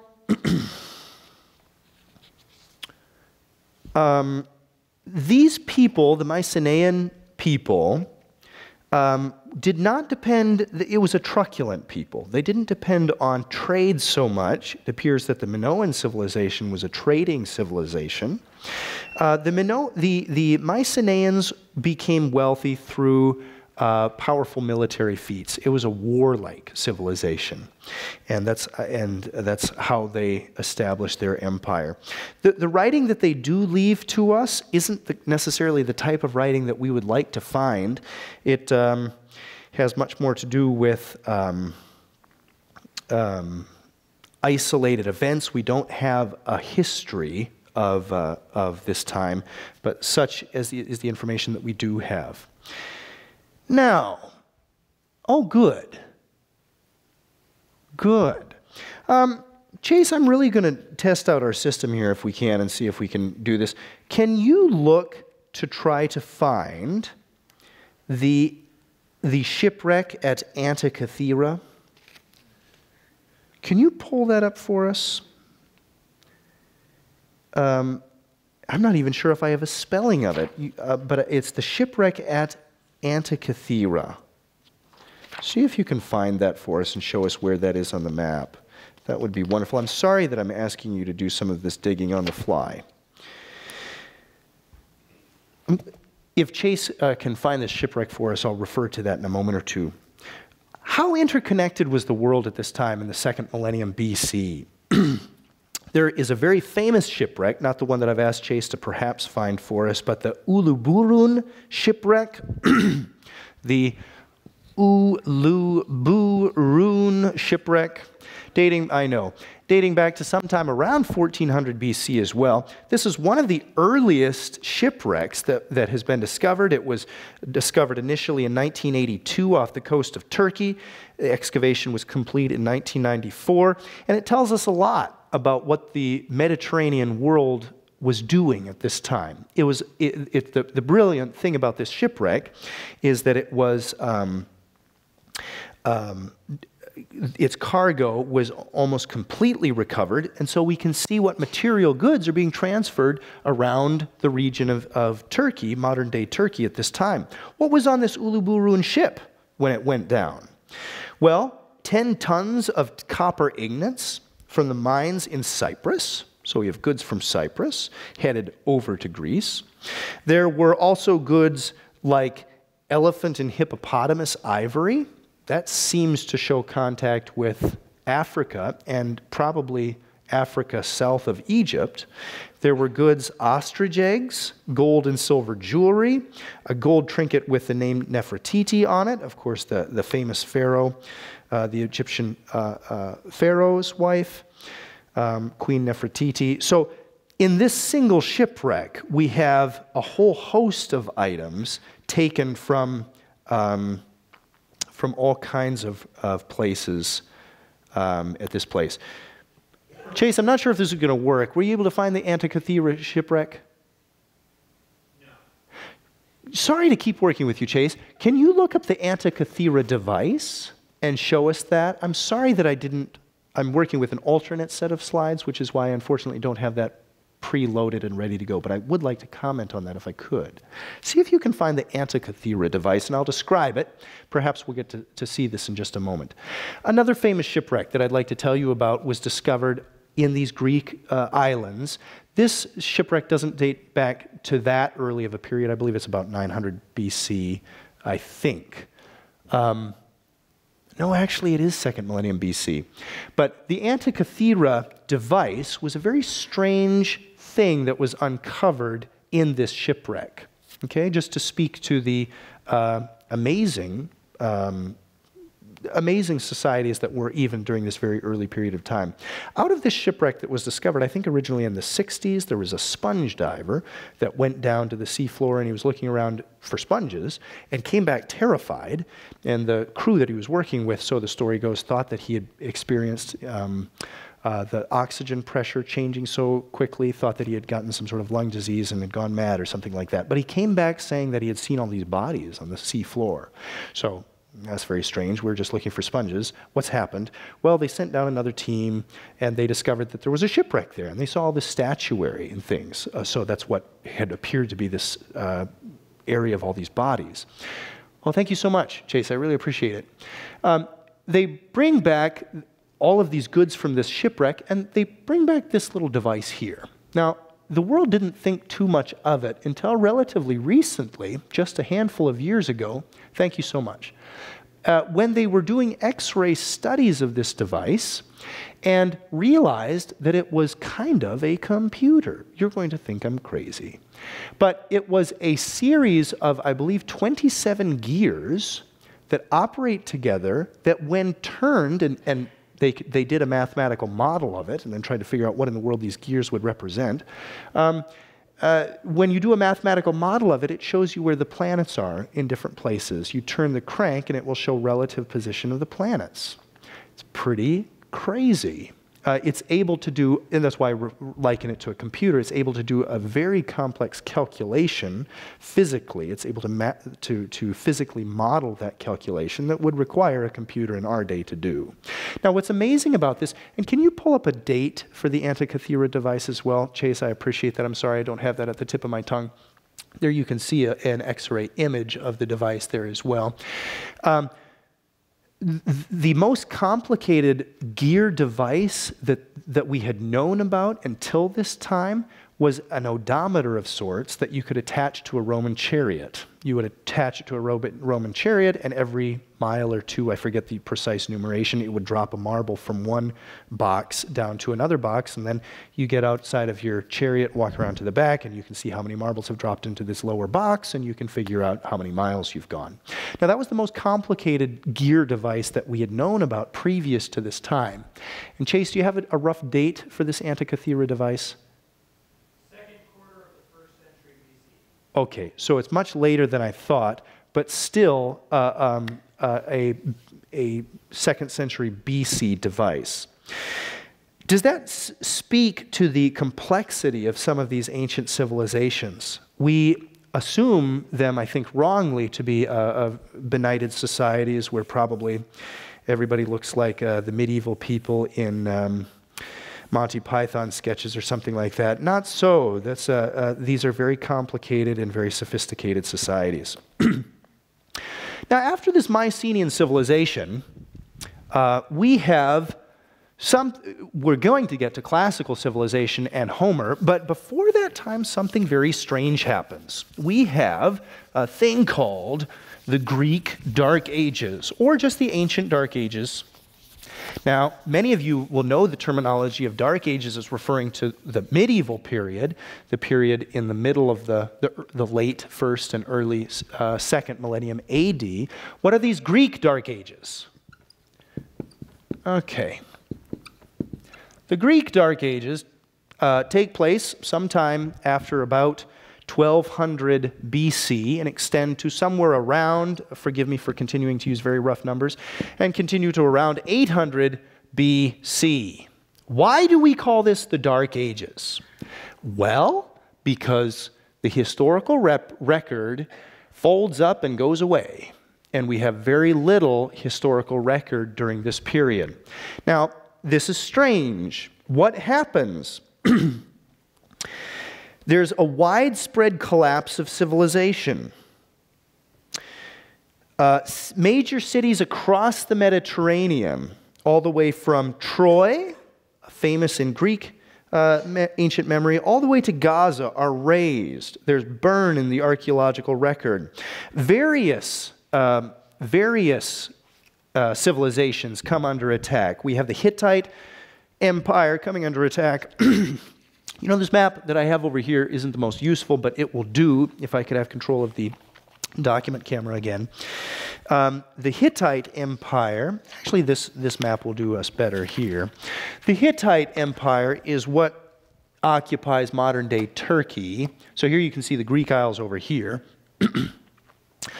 Greek cities are razed. Here, the Hittite Empire is losing cities as well.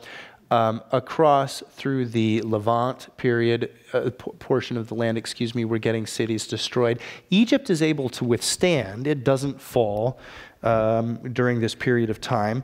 The Egyptians report to us that these sea peoples, whoever they are, come and start trashing cities right and left. Now, we call this the Ancient Dark Ages because literacy appears to have been more or less lost. And I guess then it's not too surprising that the type of Greek that we have before these Greek Dark Ages is of this hieroglyphic style, this hieroglyphic, what am I doing wrong? It's like hieroglyph, excuse me. We have that style before the ancient Greek Dark Ages, and then after these Dark Ages, we have a Greek font that looks much more like the modern Greek characters that you would recognize. What happens? Well, theories abound on where these Greek Dark Ages come from. The central idea that most people can agree on is that the imperial structures evaporate. So remember that line that I was giving you, we need agriculture to provide for cities, we need cities to create empires, and we need empires for history to work.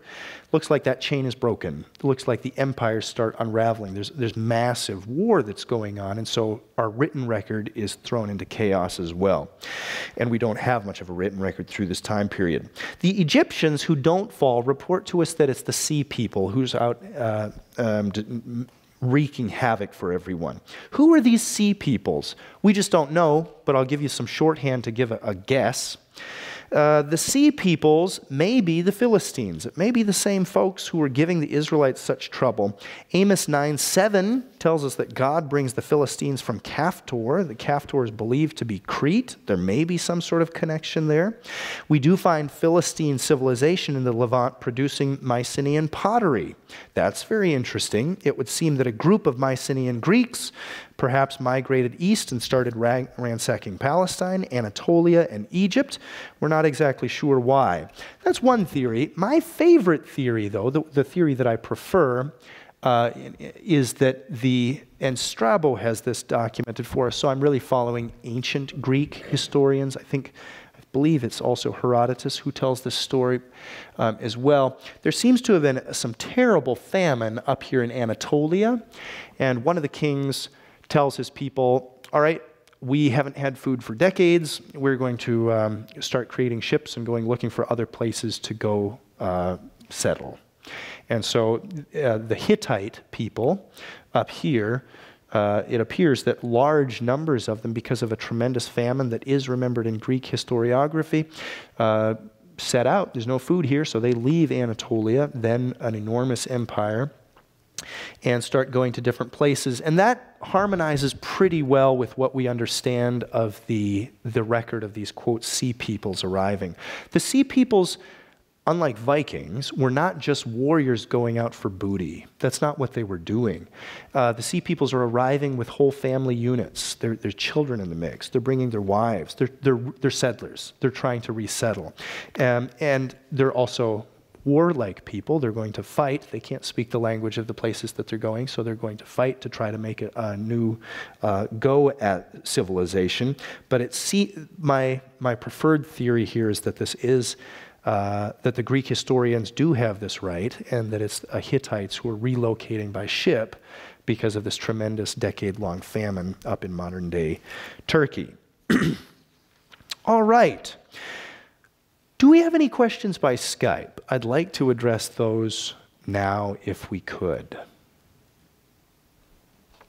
there any questions that I should be addressing? We don't have any on the PowerPoint, but I can read one of them. My question is, when an archaeologist discovers an ancient city, such as Troy, does he name it himself, or does he decipher some of the writings found within the city in order to find the name that its people gave to themselves? Good. So I think the question broadly is concerning archaeological documentation. How is it that we document these discoveries? And I can only say that the standards for archaeological work have changed enormously, enormously. So many of the classic discoveries, King Tut's tomb, for example. I recently visited a museum recreation of King Tut's tomb in Grand Rapids, Michigan. It was stunning. It was breathtaking to be able to see this recreation of what that tomb would have looked like as it was first discovered. Some of those huge discoveries are the types that we've talked about here, the discovery of Troy, et cetera, the discovery of Mycenae, and so on. Archaeology operated very, very differently than it does today. Many archaeologists today would look back 50 years or more, 60, 70, 80 years, and say that the type of discovery documentation done then was actually very destructive to the artifacts. Standards have changed enormously. But at this time, when Troy is discovered, the question specifically was concerning that, there were hardly standard practices at play. So in the late 19th century, this is a high tide of European imperialism. People are making these archaeological discoveries for the glory of their particular nation's empire, bringing back these marvelous artifacts to their home country. I toured the British Museum, which is an amazing museum, with a native Iraqi. We saw the museum pretty differently. He went through the halls of the Assyrian section going, look at all this stuff that the Brits stole from my country. Okay, that's not usually the way I tour those halls, but it was eye-opening for me to realize the museums themselves and these archaeological discoveries that they document, that's all tied up to this particular period of our own history of European imperialism. So all I can say there is that standards of archaeological research have changed vastly over the last 100 years. Scholars that's the fire alarm. So my instructions are, do you see that concrete wall out there? That's where people in our section of the building are supposed to gravitate to. So please go out to that wall back there, and I'll join you there in just a minute. Thank you.